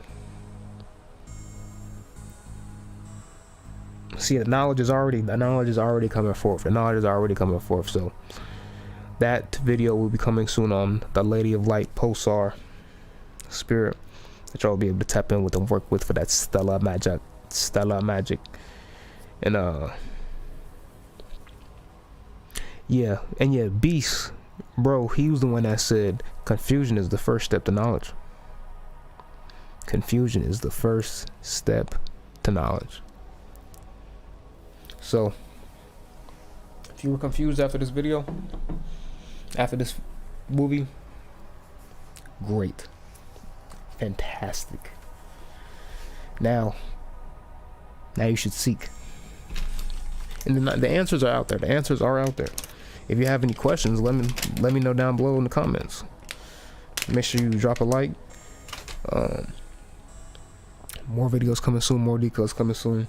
That creator decode, I have to decode that. And bring that forth for y'all, because that shit was so profound. That will be coming soon. Got some podcasts coming. Then I got some messages. I'm doing the tarot readings now, so I got messages from the ancients coming through now for y'all. So be on the lookout for those.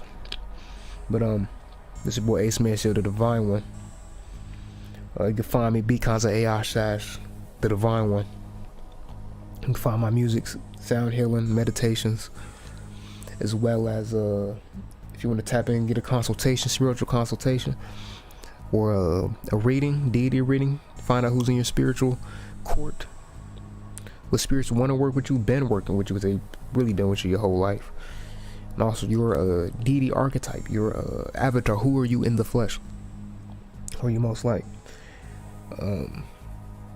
Book all that because I Shash the Divine One. And if I need anything though, got any questions, any insights, anything you might have picked up that I didn't even pick up from this film, drop it in the comments. Make sure y'all leave a like. And I'll see y'all next time, man. Ace out.